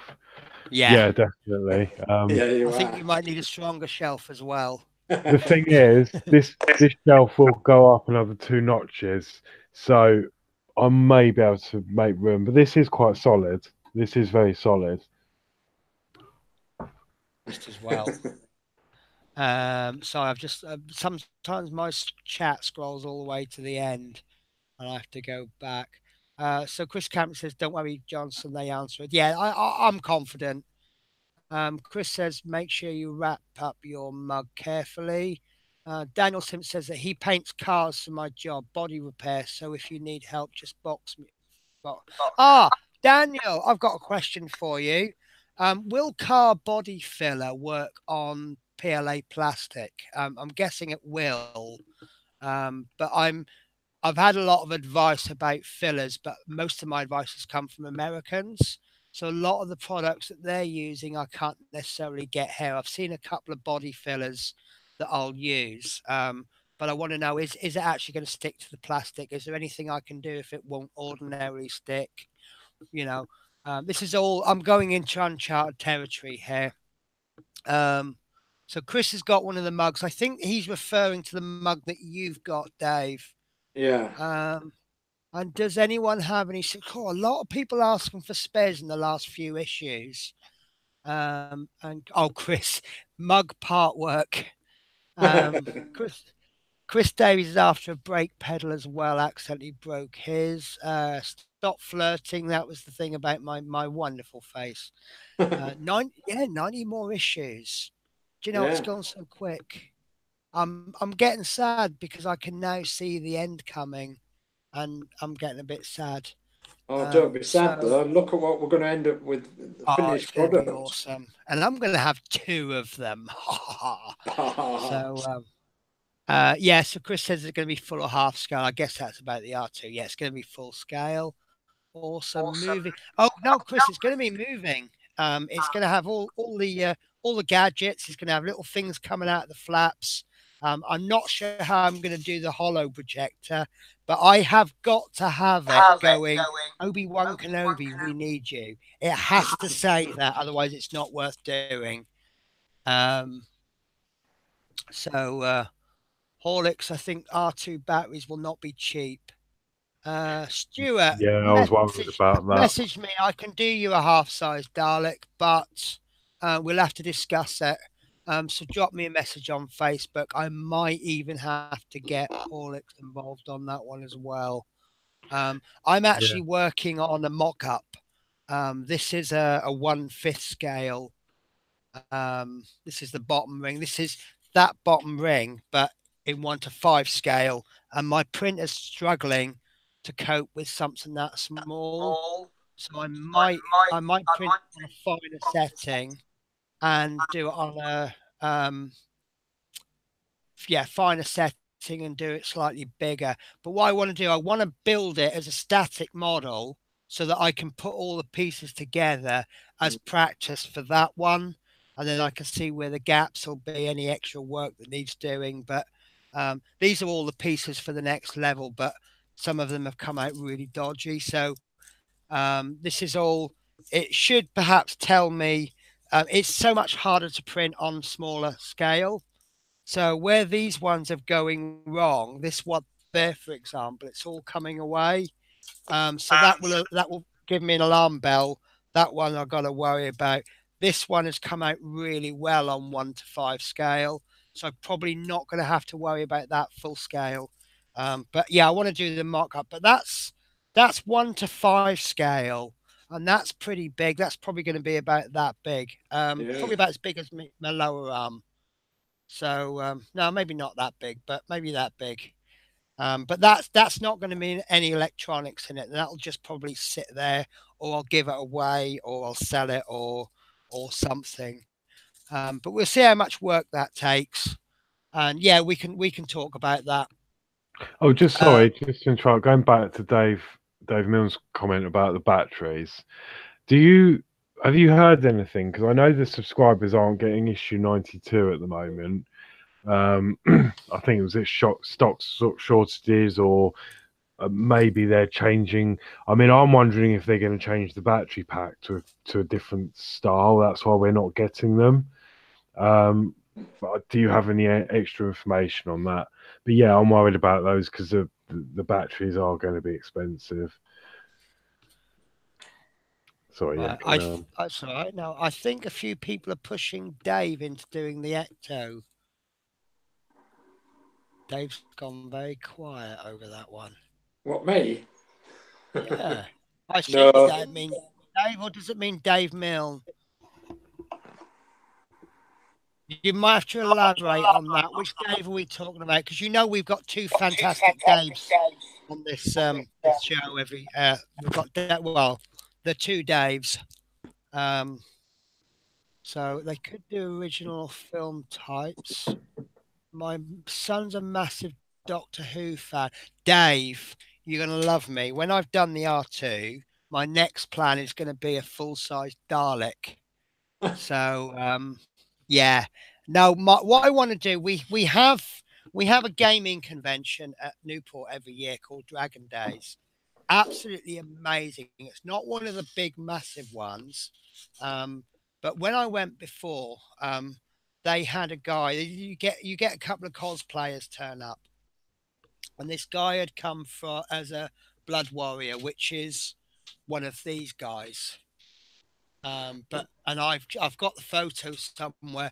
As you can, well, you may not recognise this, but anyone that plays Warhammer will know this is a Khorne t-shirt. Khorne is one of the blood god, and that's the guy that's the army I like collecting. I just love it. It's just pure chaos and death and destruction and everything that I'm not in real life. Honest, I promise you. So I had my photo taken with this guy, and I don't smile that well. But this particular day, I looked at the photo and I went, my God, I was really happy. But yeah, I want to make this Dalek, and it's about 20-minute walk to the place where this convention's held, and I want to get in the Dalek, and I'm going to drive this thing to the convention. Wow. The app is called Hobby Color Converter, but because it's an American app, there's no U in color, so it's COLOR. Hobby Color Converter. I got it from I use an Android phone, so I got it from Google Play. Don't know if it's available on the iPhone. I'll have to meet him. I've just lost the. There we go. I did have a full-size replica from this planet Earth. Gold paint from John Pertwee time. Saucer Commander sold it. I'm really sorry, Stuart. I've lost the context of that chat. What you said. He has loads of miniature models, books, and DVDs. 2000 wet and dry. I'm actually looking at an electric sander. I've seen one for 20 quid from B&Q. I want to see if it's any good. Brilliant. He sounds cool. Can someone keep an eye out for a spare brake pedal? Certainly will, Chris. Yeah, you've got the mug as well, haven't you? Yeah, Chris, the R2 is almost finished. I'm not keen on starting a build that's almost finished. See, that's why I'm doing. Some parts are too brittle, hence the breakages. I broke my fuel. Yeah, it's a difficult. Some of the fiddly parts are really fiddly. And Chris says he'd love to build 747. Yeah. Totally agree with you there. Would be interested in a Dalek for my son. Stuart says fantastic. I'll pay. So I assume you're talking about the R2 there. Imagine how heavy the Routemasters would be if all the parts. Yeah, that's a really good point. I keep saying that the plastic parts are plastic where they don't need to be metal. I know people will see metal parts as better value for money than plastic, but yeah, if I don't see the point in having a metal part if it doesn't need to be metal. But again, it's going to be a heavy build. We all know that. So Daniel Simpson says, yes, you can, Penny, but you can get one for plastic. I'll get the name for you. That's about the filler, isn't it? I appreciate that. I think I got some, but I'll wait till I get the battery pack to make sure. Batteries, I mean. I think that's more for you, Horlicks. Yeah. Nothing in 92, just info on not what to buy. Awesome. Body filler for plastic is flexible as well. I use it on bumpers. Yeah, Brick, that is my bedroom, and I know it's a mess, and I keep trying to tidy it up. My bedroom is actually an L shape, and what I've done is 2/3 of it is actually my studio, and the bit over there that you can't see is my bed, my TV, and I've got a chest of drawers. Over there is my wardrobe, which, to be honest with you, the majority of the time I live and die in my uniform. So I wash my uniform on a weekend, and I just hang it up. So I don't even use my wardrobe much. My wardrobe is just storage.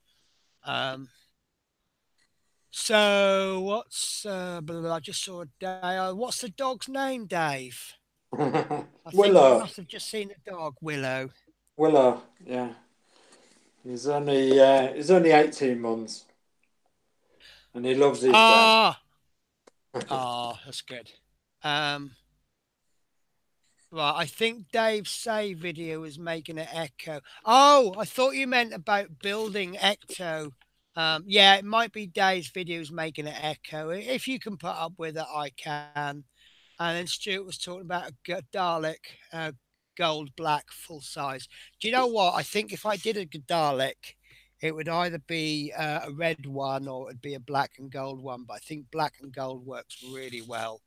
And Chris says that he's got a dog too, and I've met his dog. His dog is awesome. So, so what do you think Horlicks is up to? I don't know. It's quiet. No, just wondering what you're up to, Horlicks. I am listening. I'm going to admit I'm giving it a coat of I white. knew you were doing that. I knew that's what you were doing. So, shall we talk about your VW? Because you did promise us, actually. Yeah. I seem to remember on last week's show we said that you've got something you'll reveal this week, and I've got something I'm going to reveal next week. Yeah. Yeah. So it's okay. I'm a little bit disappointed. I'm just going to pause you there. I just want to fill the guys in on something. Right, Horlicks is quite negative about his painting skills. Horlicks is very new to painting, but for given the level that he is at, I think he is actually really good. So when he comes across with his negativity on his painting skills, just completely ignore him. Okay, off you go, Horlicks. No, I know. No, so I 3D printed a Volkswagen camper. I saw it and thought, yeah, I really want to do that. So it's I've decided to. Well, I messed up to start with because I primed the whole thing in black, and I knew part of it was going to be white, so I've had to put about 25,000 coats on that to make that white at the top. But yeah, it's when it's done, obviously it's got the wheels which I still need to paint, and they're obviously going to go on and look something like that. And then Brilliant. I've decided to put some electronics in, so you can see I've put some hot glue, some battery terminals in.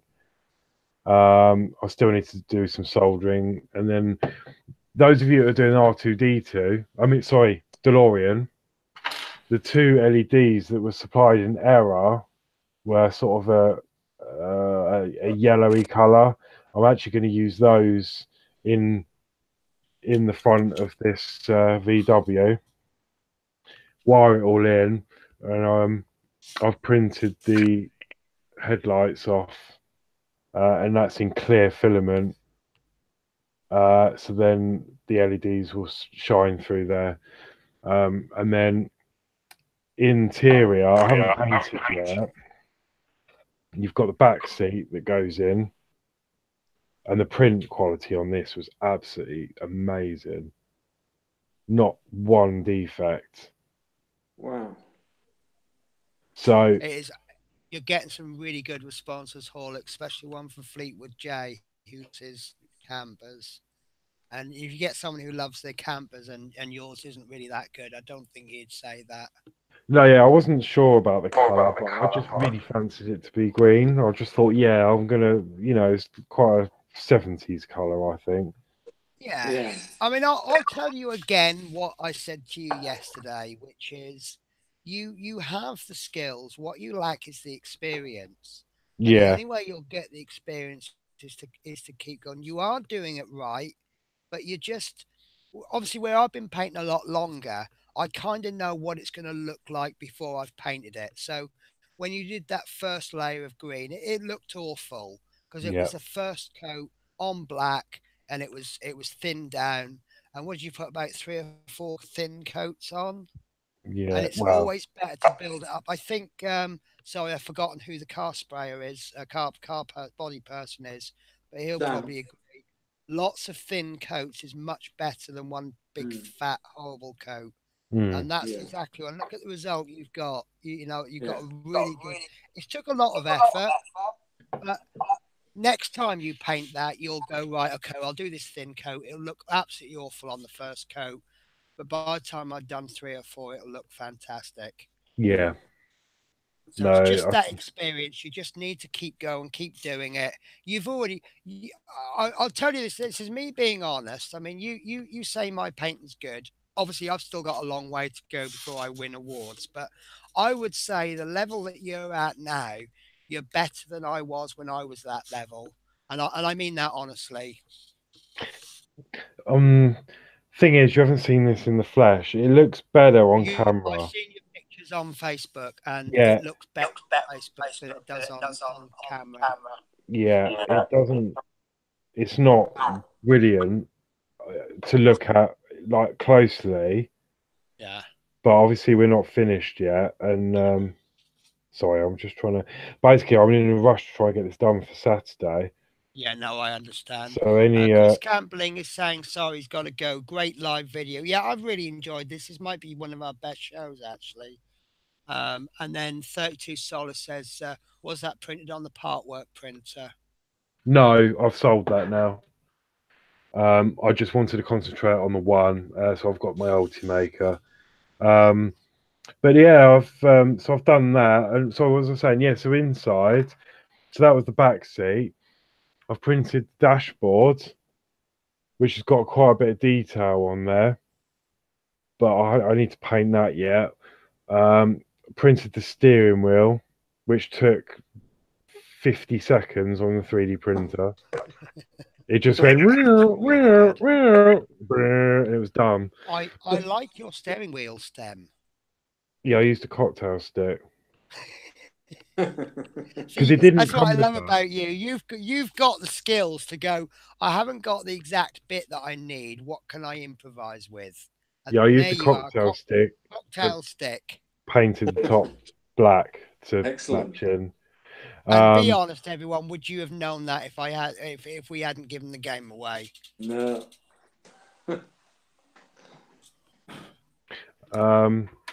So yeah, that's going to go in, and then this is my favourite bit. I've got the front seats, and then where the gear knob is, I've got a toggle switch for the light. I think that's brilliant. So you've got to put a power switch in, so you've disguised it as something. I think that's brilliant. So obviously, when that's like that in the model or however it's going to sit, it's going to sort of look like it's the gear knob. Yeah. And then when you pull it into first gear, then that's when all the lights will come on. So yeah, it's a little project I've been working on. It's been great fun. I'm thinking about painting the interior, but not at the moment. But yeah, once it's all in, well, I'll show you with the front seat in. It's sort of going to look like that. Yeah. Wow. And then I've got to ask you. I mean, obviously, I know this because you talk to me a lot. But the wing mirrors. And that's with the roof on. But I need to put a magnet on there to keep that on because it's just loose. And I've painted that, so just be careful. Yeah, bit weird. The STL file, all the files came with the actual mirrors, the round bits, but it didn't come with anything to secure them. So I've just used PLA off the roll, heated up with a lighter and bent it in such a way that I thought it would look all right. I mean, they're slightly uneven, but I mean, it would be, wouldn't it? Because I think this is the driver's side, so this would be closer to him rather than, and then obviously the passenger side would be further away. So I think that's all right. Yeah. You don't really notice anyway. I think it's brilliant. I absolutely love it. So yeah, I'm getting there. Obviously, all the black parts, apart from the number plate, those will obviously be red. I keep forgetting about those. But all these black parts will be silver, which will be this really bright watercolor silver. Actually, I did a test patch, didn't I? You did. It'll be I'll just fill the other guys in. When we paint metallics, we tend to do a black undercoat first. It just helps enhance the metallics. So yeah, this silver. It'll be. That's only one coat on there, Yeah. but that's what all the handles and the black trim's going to be down the side. That'll be that silver. Obviously the VW badge. Uh, yeah, and then obviously yeah, once the headlights are in, I mean they don't quite fit actually, but I can get around that if I position it correctly. That'll sort of look like that, and then they'll light up. Yeah. So yeah, just a little project, just have a bit of fun with. I just think it's brilliant. I mean, I'm actually quite jealous. Oh, you can knock one up. Well, so many things I could knock up, but I just got four. Well, you've seen my tabs on my browser, haven't you? Mm.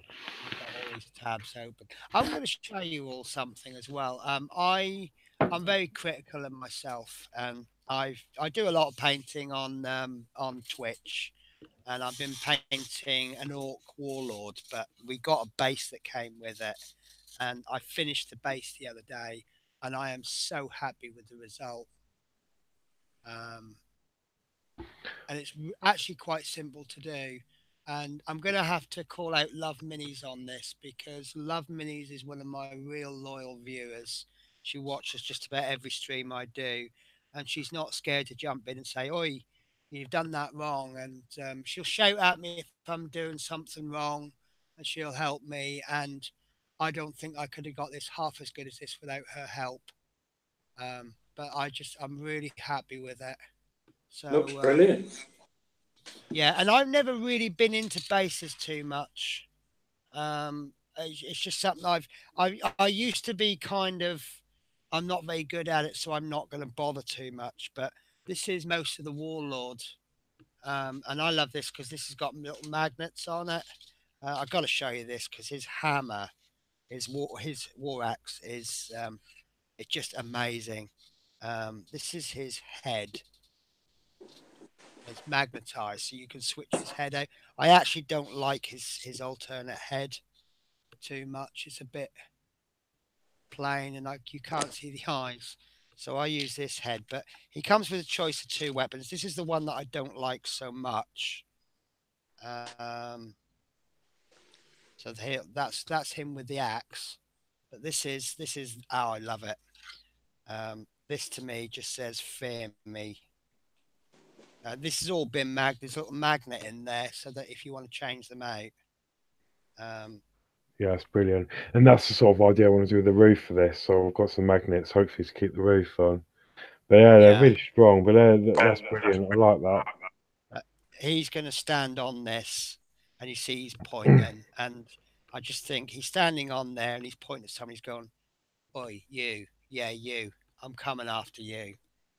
But this actually came from a company called Asset Drop. I'm probably mentioning them a lot. Asset Drop. I actually subscribed to 3 boxes. This is what you'll get every month, and you got 3 boxes. You got the Discovery box, which they just chuck in a selection of paints. So one month they gave us about. They usually give us about 8 or 9 paints, but this is one set. It's by Foundry Paint, and these are African flesh tones. So you've got you see the coded 126, but then you've got A, B, and C. So you've got a shade African flesh shade, which is this deep reddy brown. Then you've got the actual flesh tone, which is a little bit light, a bit more red, and then you've got the highlights.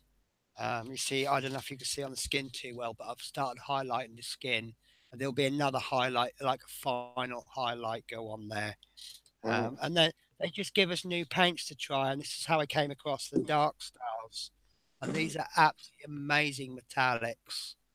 Um, they do another box called Heroines, where you get 1 or 2 female warrior figures, and then you'll get a few paints, a little bit of basing material.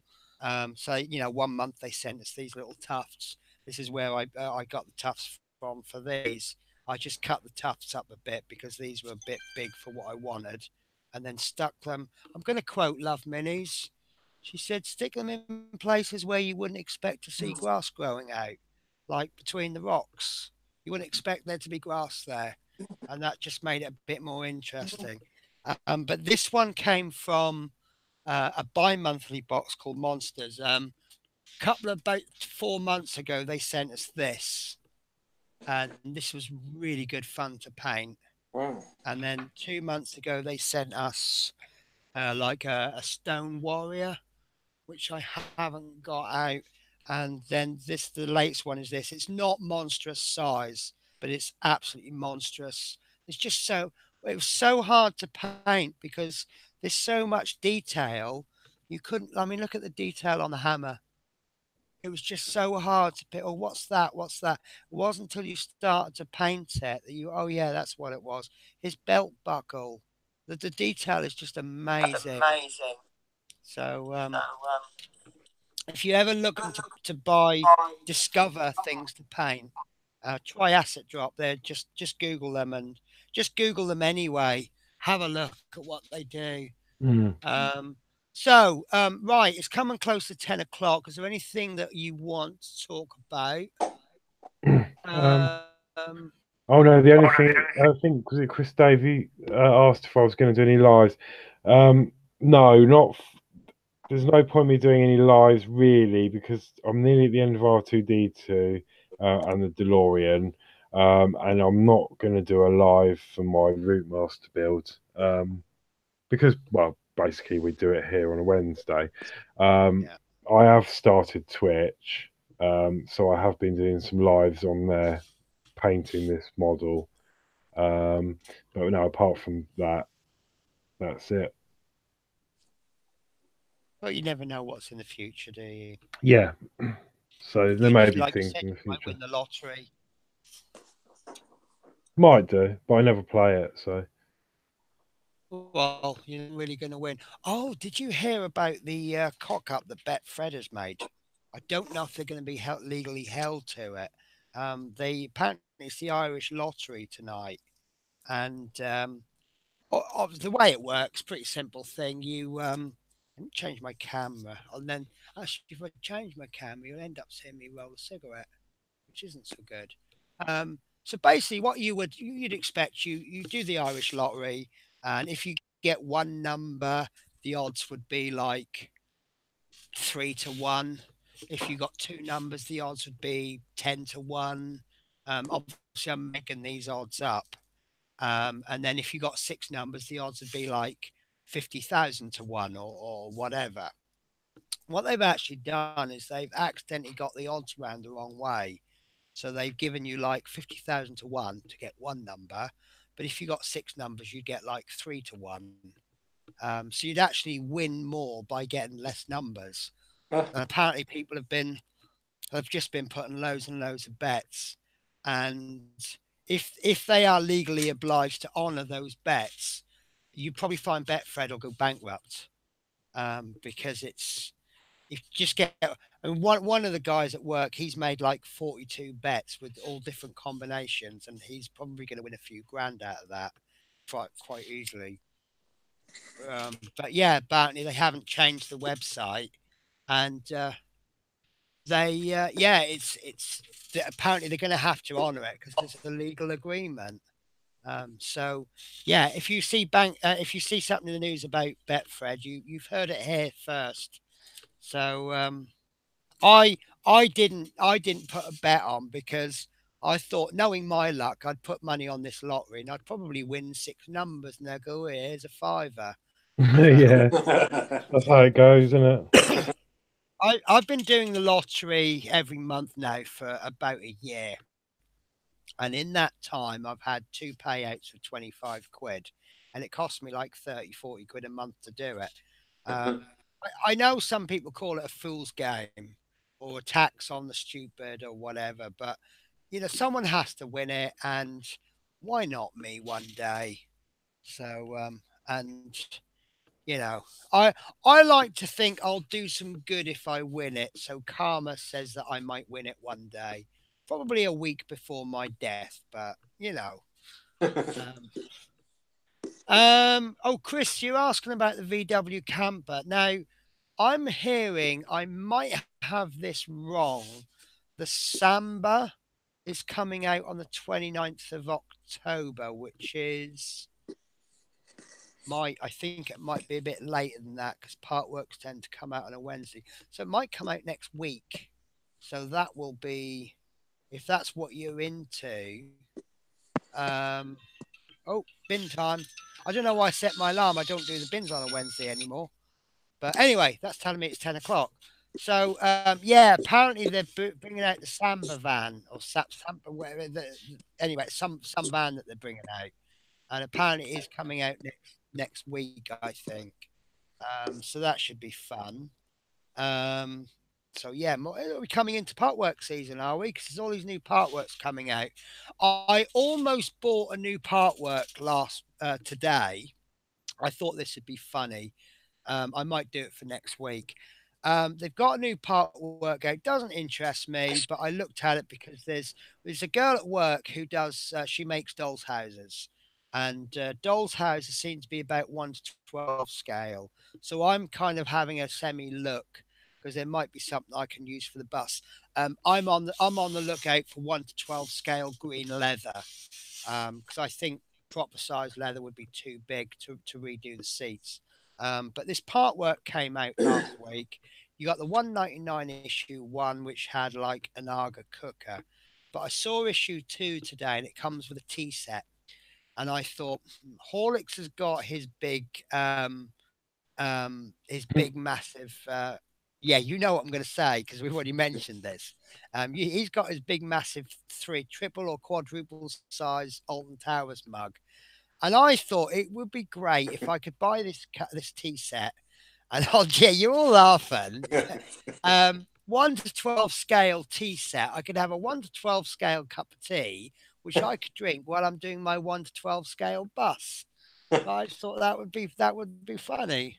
Oh, it would be funny. So yeah. Yeah, there we go. Fleetwood saying that Chris Davies, they do the D'Agostini Volkswagen T1 camper. I think that's the Samba van, as they call it, whatever. Right. So, what's that? Oh, David. Oh no, Fate to Soul. Can you 3D print windows for the VW? Do you know what? I probably could because I've got some clear filament in there and it's beautiful. It prints like glass. Never used it before, but it's just a case of getting all the measurements, and I just don't think. Maybe how thick is a windscreen? Does anyone know the thickness of a windscreen? If we just divide that by 50, because you can get right down to a 0.06 layer height, can't you? So yeah. If you did a sheet of less than a millimeter thick in transparent filament, which is a sore subject for me at the moment. Filament, buying it. I'll tell you about that in a moment. Could you use acetate? Pardon? Yeah, I suppose you could. Yeah. Acetate, clear acetate. Yeah. I could though. I was thinking about it, but I mean, the plan is to operate the gear knob for the lights. I was just going to stick my finger through the front window. Yeah. So this is just a little project. I don't think I'm going to go. There is one stuff I've seen before. I got told about it. A lovely chap called War Duck Miniatures. He streams on Twitch. It might be too big, but he's got this liquid stuff. And what you do is you dip it in, and then you go round the window, and it's like a bubble. And then you have to fill it all in. You know how when you've got those bubble blowers, you have the fairy liquid and you dip it in and you blow it, and you got that little film. You have to get that film on the window, but it dries hard and solid. And this guy was doing like ship windows, but I'm not sure how. I think your windows might be too big because this guy was doing like half a centimeter size windows. Right. Can't get it to completely fill. It won't work. But that might be something you might want to look into. But yeah, everyone's just amazed at your camper van. So there you go. You're a little bit more, you know, not happy, and but Oh, yeah, look at the responses you're getting. Brilliant. no, no, it is good. I think it's just the painting that I was just a bit, But no, it is my sort of second or third attempt. But the headlight, you know what? The headlights were quite difficult. Um, the first print, I've got it here. That was my first print of the headlights. Oh, No. Normally, I I'll haven't have to used say I haven't used hairspray for weeks, but I think it was the time tonight where it needed more hairspray because it just wasn't sticking. So I've given it a good old blast, and then it's absolutely fine now. But these are printed at 0.01 layer height, and they're amazing. They've even got. I mean, you'll never get this on the camera. Um, no, it's not going to happen.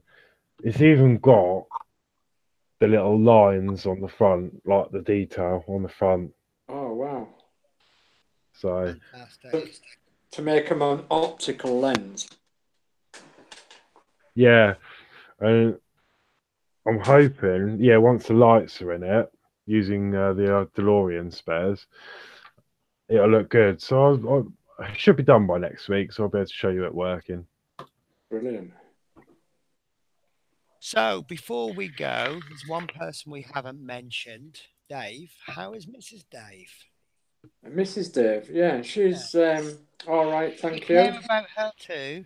Yeah, yeah, thank you very much indeed for asking. Yeah, she's all right, thank you. She same as me this week. She's very stressed this week. We've had a Right. stressful week at home with everything going off, but she's all right, thanks. She's just made me a nice cup of tea actually. Oh, So wonderful. thank you, Mrs. Dave. Where's mine? So- So what have you got today? That's not a Routemaster mug anymore. No, that's a Robbie windmill mug. Robbie's in Okay. Lincolnshire. So Rob, Okay. it's got a windmill on it. I don't know whether you can see that or not, but it's actually a post mill. So something else I'm interested in is windmills.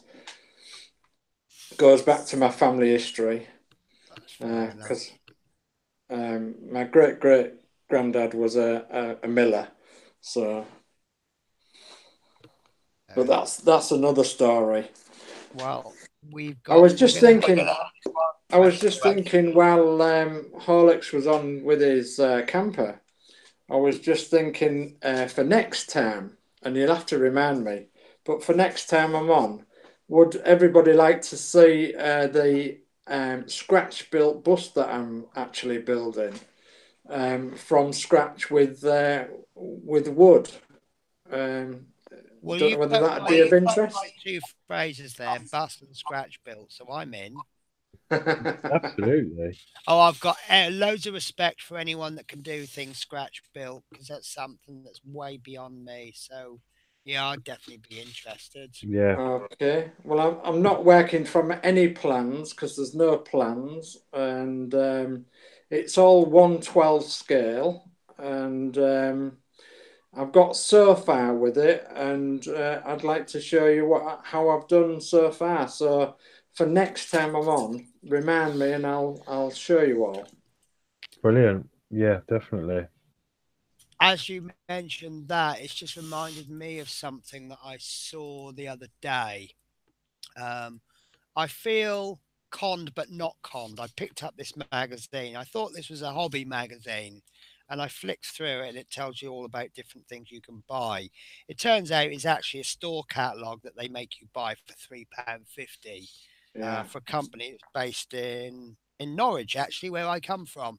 But there was a couple of things. There's loads of great stuff. I mean, there's tools and things that I can get.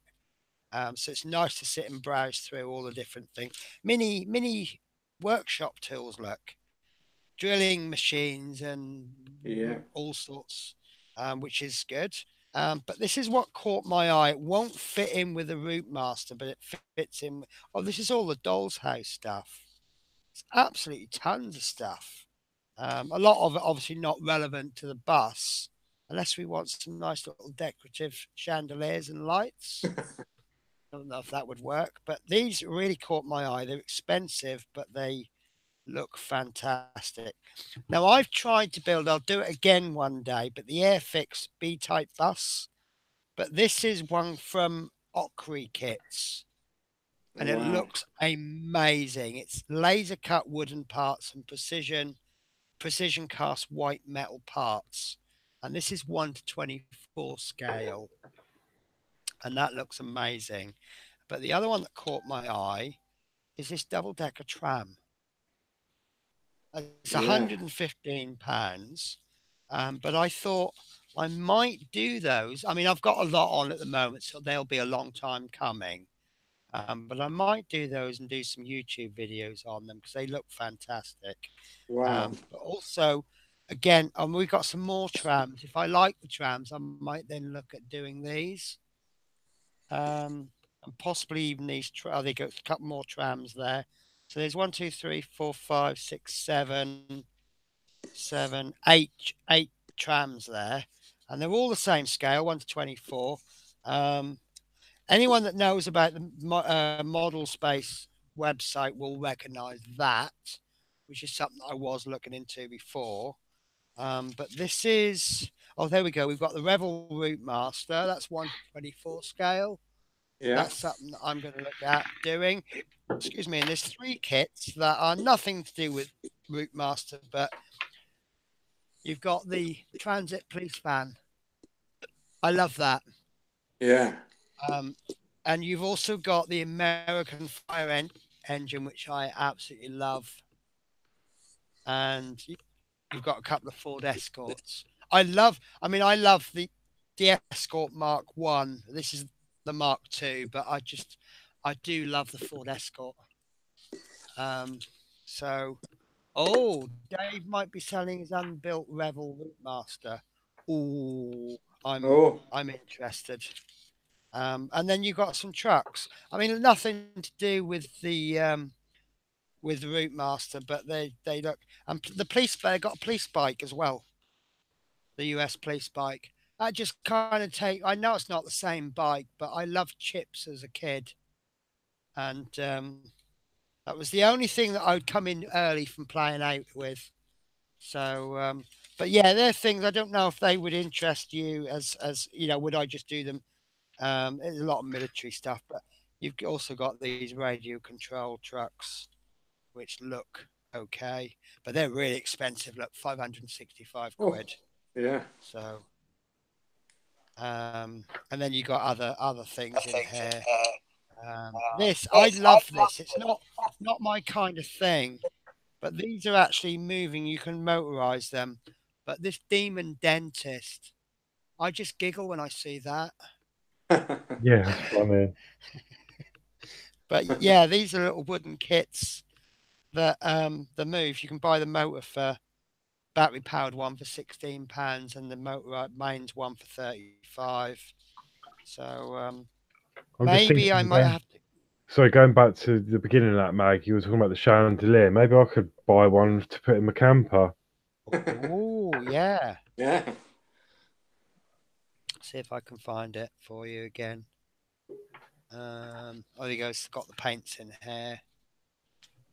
So maybe instead of planning a day trip to the museums, maybe we should plan a trip to this shop.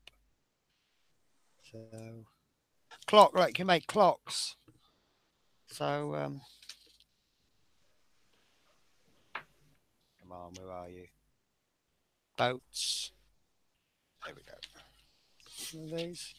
And also this magazine. Oh, well, they bought another magazine out the day after I bought this one. Look, broomsticks. My alternative transport. Now you've even got wellies, look. Brilliant. Yes, I'll see if I can find them again. But yeah, if you place an order over 50 quid, they actually knock £3.50 off the price.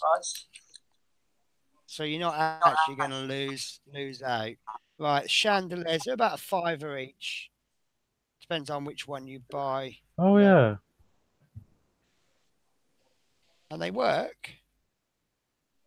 Lighting below will need a transformer, obviously. I'm sure you could pick. There you go. Oh, these ones are a bit more expensive. They're a tenner, but they look lovely, don't they? Yeah. Just stick them in place. Yeah. No need for wiring. So yeah. So maybe I might just inadvertently go. This is what I was looking at, but I don't think these are that usable. But I quite like grandfather sitting. I can't see him sitting on the Routemasters with his cat, but I know he looks like a James Bond enemy, doesn't he? I've been expecting you, Mr. Bond. Yeah. Oh, there was actually, you might have missed it. Earlier in the chat, someone asked how your models were going for the bus, the people models you printed. I haven't done any more. I really think it's going to be best if I wait until the seats come in, and then I can size them up. I've still got most of Mrs. Concept is actually, she went for a little bit of a jog, a little bit too hard, and as you can see, she broke a leg, and I've still got Mr. Concept. He's okay. So when I get some seats, I'll put him on, and then we can go. He's a bit too big, or he's a bit too small, and then I can resize him. I might even chop him up because you see he's a bit rough from the supports. So, but this is where the extra work's required. Actually, he's got a bit of support material stuck in his hand, and that's going to bug me now. There we go. That's out now. So, yeah, he's suffering from a rare disease now, blue hand. But yeah, I do like him. He was painted up in less than an hour. That was a really quick job. We only painted him from the waist up, and I quite enjoyed doing that tie. That was good fun. But yeah, once we've got some seats in, actually I could probably test him out now because we've got the driver's cabin. So I know he's not going to fit well, but he's going to struggle unless I break his legs off. But I think he's not too far off, really, is he? No. So I think 6 inches. The only trouble is with this one, it's 6 inches to a foot. I think she's 5.5 inches. This guy is a little bit harder because obviously if I did him 6 inches, he'd be a lot bigger. So, but yeah. So yeah, I might print a few off then that are just sitting. Maybe try to learn to reposition, and then we might soon have. Yeah, I'd say he's about an okay fit actually. He's not far. If he's not right, he's not far off, is he? No, it's not far off.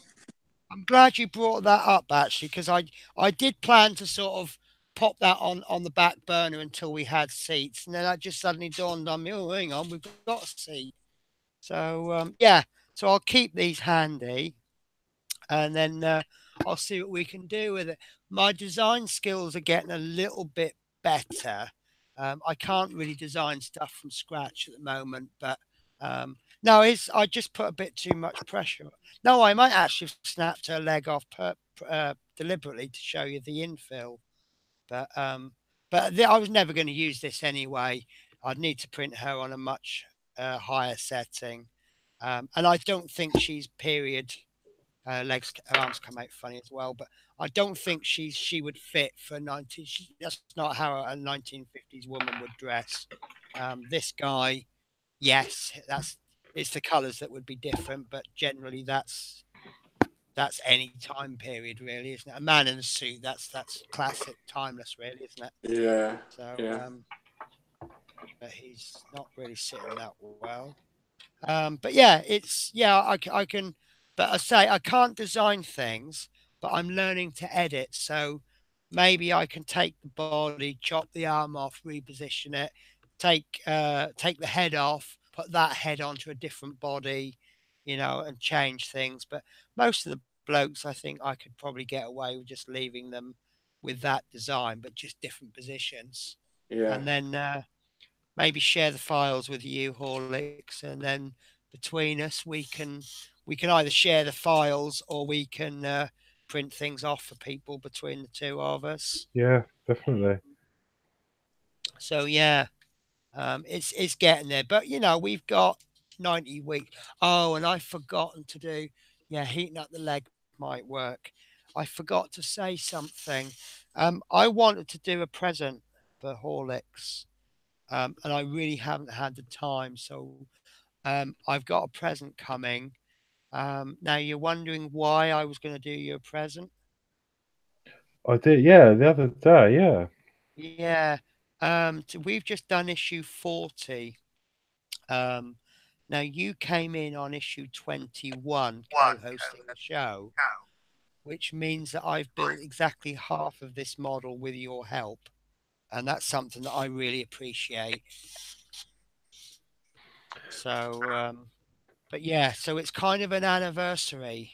You have now built exactly half of this model with me. That's mad, isn't it? How quick that's gone. Yeah, Yeah, yeah. but Right. maybe you don't need to do anything like that because, I you know I know, don't it's have to, something but we that's why both I want enjoy. to. If you were the kind of person that would say, "Well, I built half this model with you. I think you should buy me a present," I would probably turn around and go, "Sod off, go and buy your own present." But because you're a lovely person and you don't expect anything, I want to show my appreciation other than just saying thank you. And I think I speak for everybody on that, don't I? I Absolutely, think yeah. the show is so much better with you, Horlicks. I will say this. I won't mention names, but I'm going to say this. I had somebody in the past who was a little bit upset that you were the co-host, and they felt that they should have been a co-host with me. Um, and mainly because they're up to date on the build, whereas you're not. Yeah, And I said, it's not all about how far you are with the build, it's what you bring to the show. And I think you bring a hell of a lot to the show. I think this show is more than twice as good as it is just with me on my own. And when Dave is on as well, I think that enhances the show even more, which is why I want to get a variety of guests on because we all bring something, but it's Legion is the sum is of the whole is greater than the sum of the parts. So yeah, I'm sorry that I've picked a point where we've got less viewers. We had over 30 viewers at one point, we had and I Wow. think we're hitting 47. that regularly. Yeah, 47 was it, Alex? We Wow. did, yeah. I Because think we I hit. sent Penny a sly message saying, "Wow, there's 47 views." Oh, I didn't Wow. see that. Oh, I see it now. Yeah. Brilliant. Sorry to interrupt. I will edit the message. It says sorry to interrupt, and then it goes into capital letters. Wow, something. Wow, 47 viewers. Exclamation mark hype. So yeah, yeah. No, I mean it just goes to show, we're getting people involved, and I think that's what makes the show great. It's not Yeah. me, it's not you, Horlicks, it's not you, Dave, Yeah. it's not the viewers, it's the combination of all of them, Yeah. Yeah. It and is. that's Yeah. what's making the show. And and people think I'm daft at work, and I'm like, they say, "Can you work over?" No, no, no, no, no. Wednesday is my Routemasters day. And it really genuinely is people. I mean, I had to attend I keep forgetting what it's called now, a grievance. I'm actually a trade union rep. One of our members had a grievance, and I attended, and obviously it was very important for him, and it was very important for the profile of the union that this all went ahead fine. But obviously it was like you couldn't really pick a worse time than a Wednesday. So, but yeah, no, Wednesday is a really important day for me. Yeah. And but even last week when I had oh no, listen, remind me, guys. Last week I had the day off, sorry, to get some information, and I've totally forgotten to show it to you. So please remind me next week, and I will show you this info. It's absolutely sensational what I've got. But I remember my manager saying to me, "Look, Penny, I know Wednesday is really important for you, but we're really stuck. Can you do a couple of trips for us?" And she told me the times, and it was basically 5 till 7. So I said, "Yeah, okay, fine. I'll rush home at dinner time. I'll get my copying done on the magazines, and then so long as I'm home by about half 7, I'm happy." But it's like, yeah, this is important, and people do understand how important it is to me. But then they always comment about how happy I am at work, especially on a Thursday. I'll go in tomorrow on a complete high. And people now even say, "Oh, how was your show, Penny?" And I'll go, "It's brilliant." Yeah. So, Wow. Yeah. Sorry, I've just got a yeah, bit no, excited there. did you? As Sorry, excited as me. change the subject slightly. Those Go on, rosemary, let's see what you've just wowed over. the rosemary and co brushes are absolutely phenomenal. Aren't they fantastic? That how neat that is. I've done in the VW with not a mark anywhere. Yeah. I'll show you this guy because I can get a really good close up with the camera. Um, Basically, if you do any miniature painting, you will come across a brand called Windsor and Newton, which are amongst the best brushes ever. Um, they are about £15 a brush.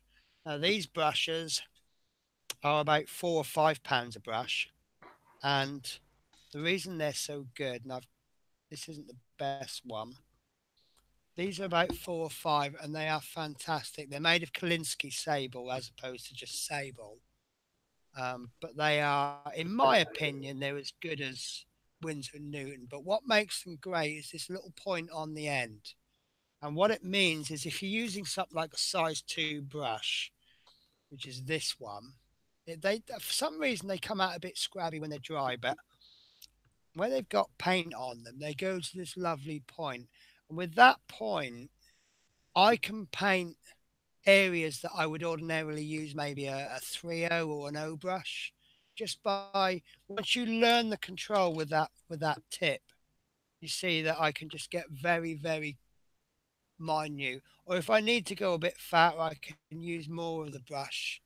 But you're basically with a really good point brush, you're buying a size 2 to get an O, because you've got that Hmm.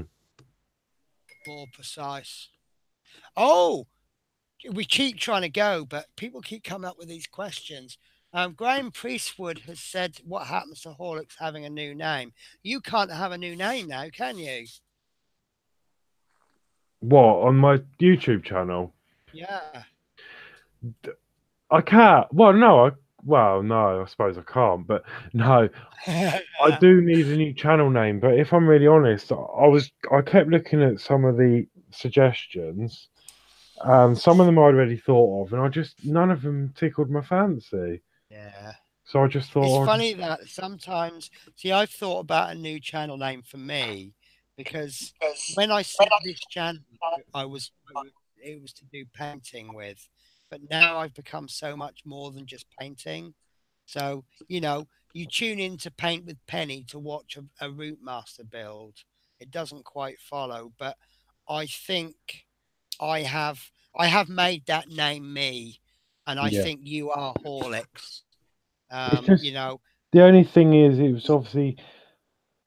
Oh, this brush is amazing. Sorry.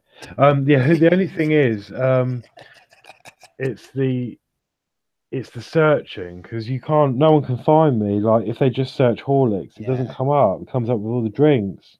So why don't you change your channel name then to Horlicks 2012? You retain the Horlicks, but then you've That's what got it that extra was, bit. All right, I okay. think, and I changed it, but it didn't. That still didn't come up. Oh, okay then. It still defaults to how to make a cup of Horlicks Right. Yeah, but normally. you see, Horlicks, the actual brand Horlicks, are probably paying an awful lot of money to get their search results at the top with certain keywords. So Yeah. Yeah. Oh So my unless god. you change your channel name to something really long, like this is yeah, I like that, build with Horlicks. But Mm. I'm now of an opinion that if you have a new channel name, it has to have Horlicks because you are Horlicks. I if anyone says Horlicks, I'll think of you before I think of the drink now because you are Horlicks Yeah, and you know you've made that name yours. that's just So from a nickname. yeah, I mean I get round it by putting Horlicks R2, and that works well for me. And then if you do another build like in 2 or 3 years time, you know Horlicks Harley or something like that. But Mm. that's how I tend to search anyway. I tend to search like if I'm after Wayne World of Wayne's Thunderbird build, I'd probably search Thunderbirds World Wayne or something. That's a good one. Horlicks PW. Give them a little initials and keep them guessing what it means. Horlicks PW. Yeah, I presume that means partworks. Partwork. Yeah, or possibly, and I'm going to have to write this down to figure out what it is. Horlicks NTD. What do you think of that one? NTD. Yeah, see, it's No, got you interested, isn't it?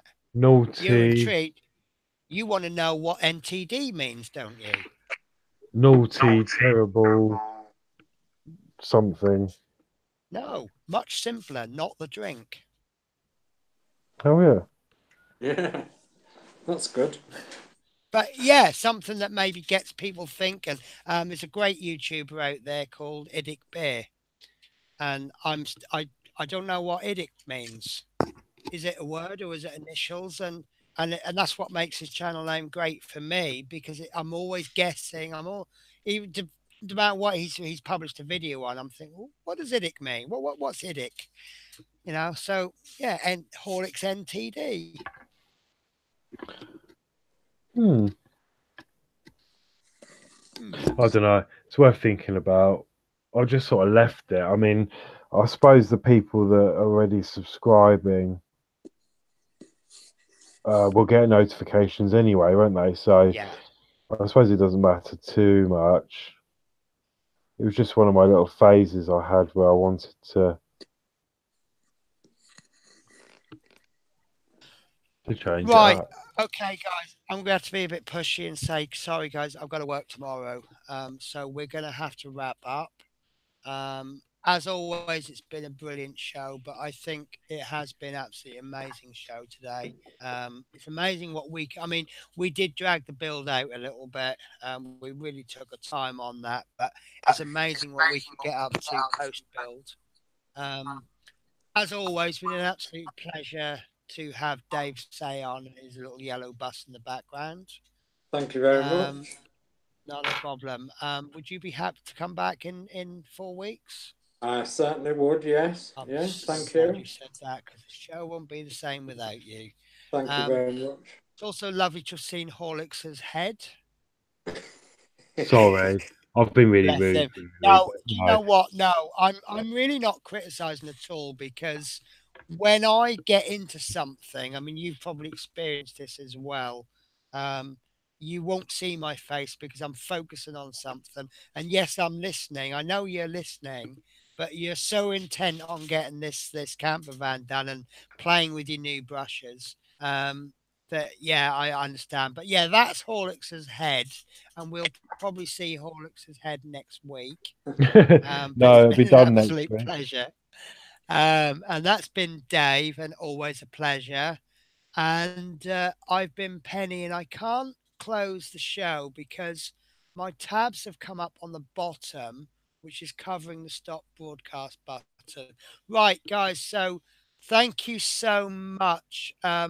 I hope to see you all next week. It's been an absolute pleasure and a privilege. Take care, guys. We'll see you later with my multimeter. Bye bye.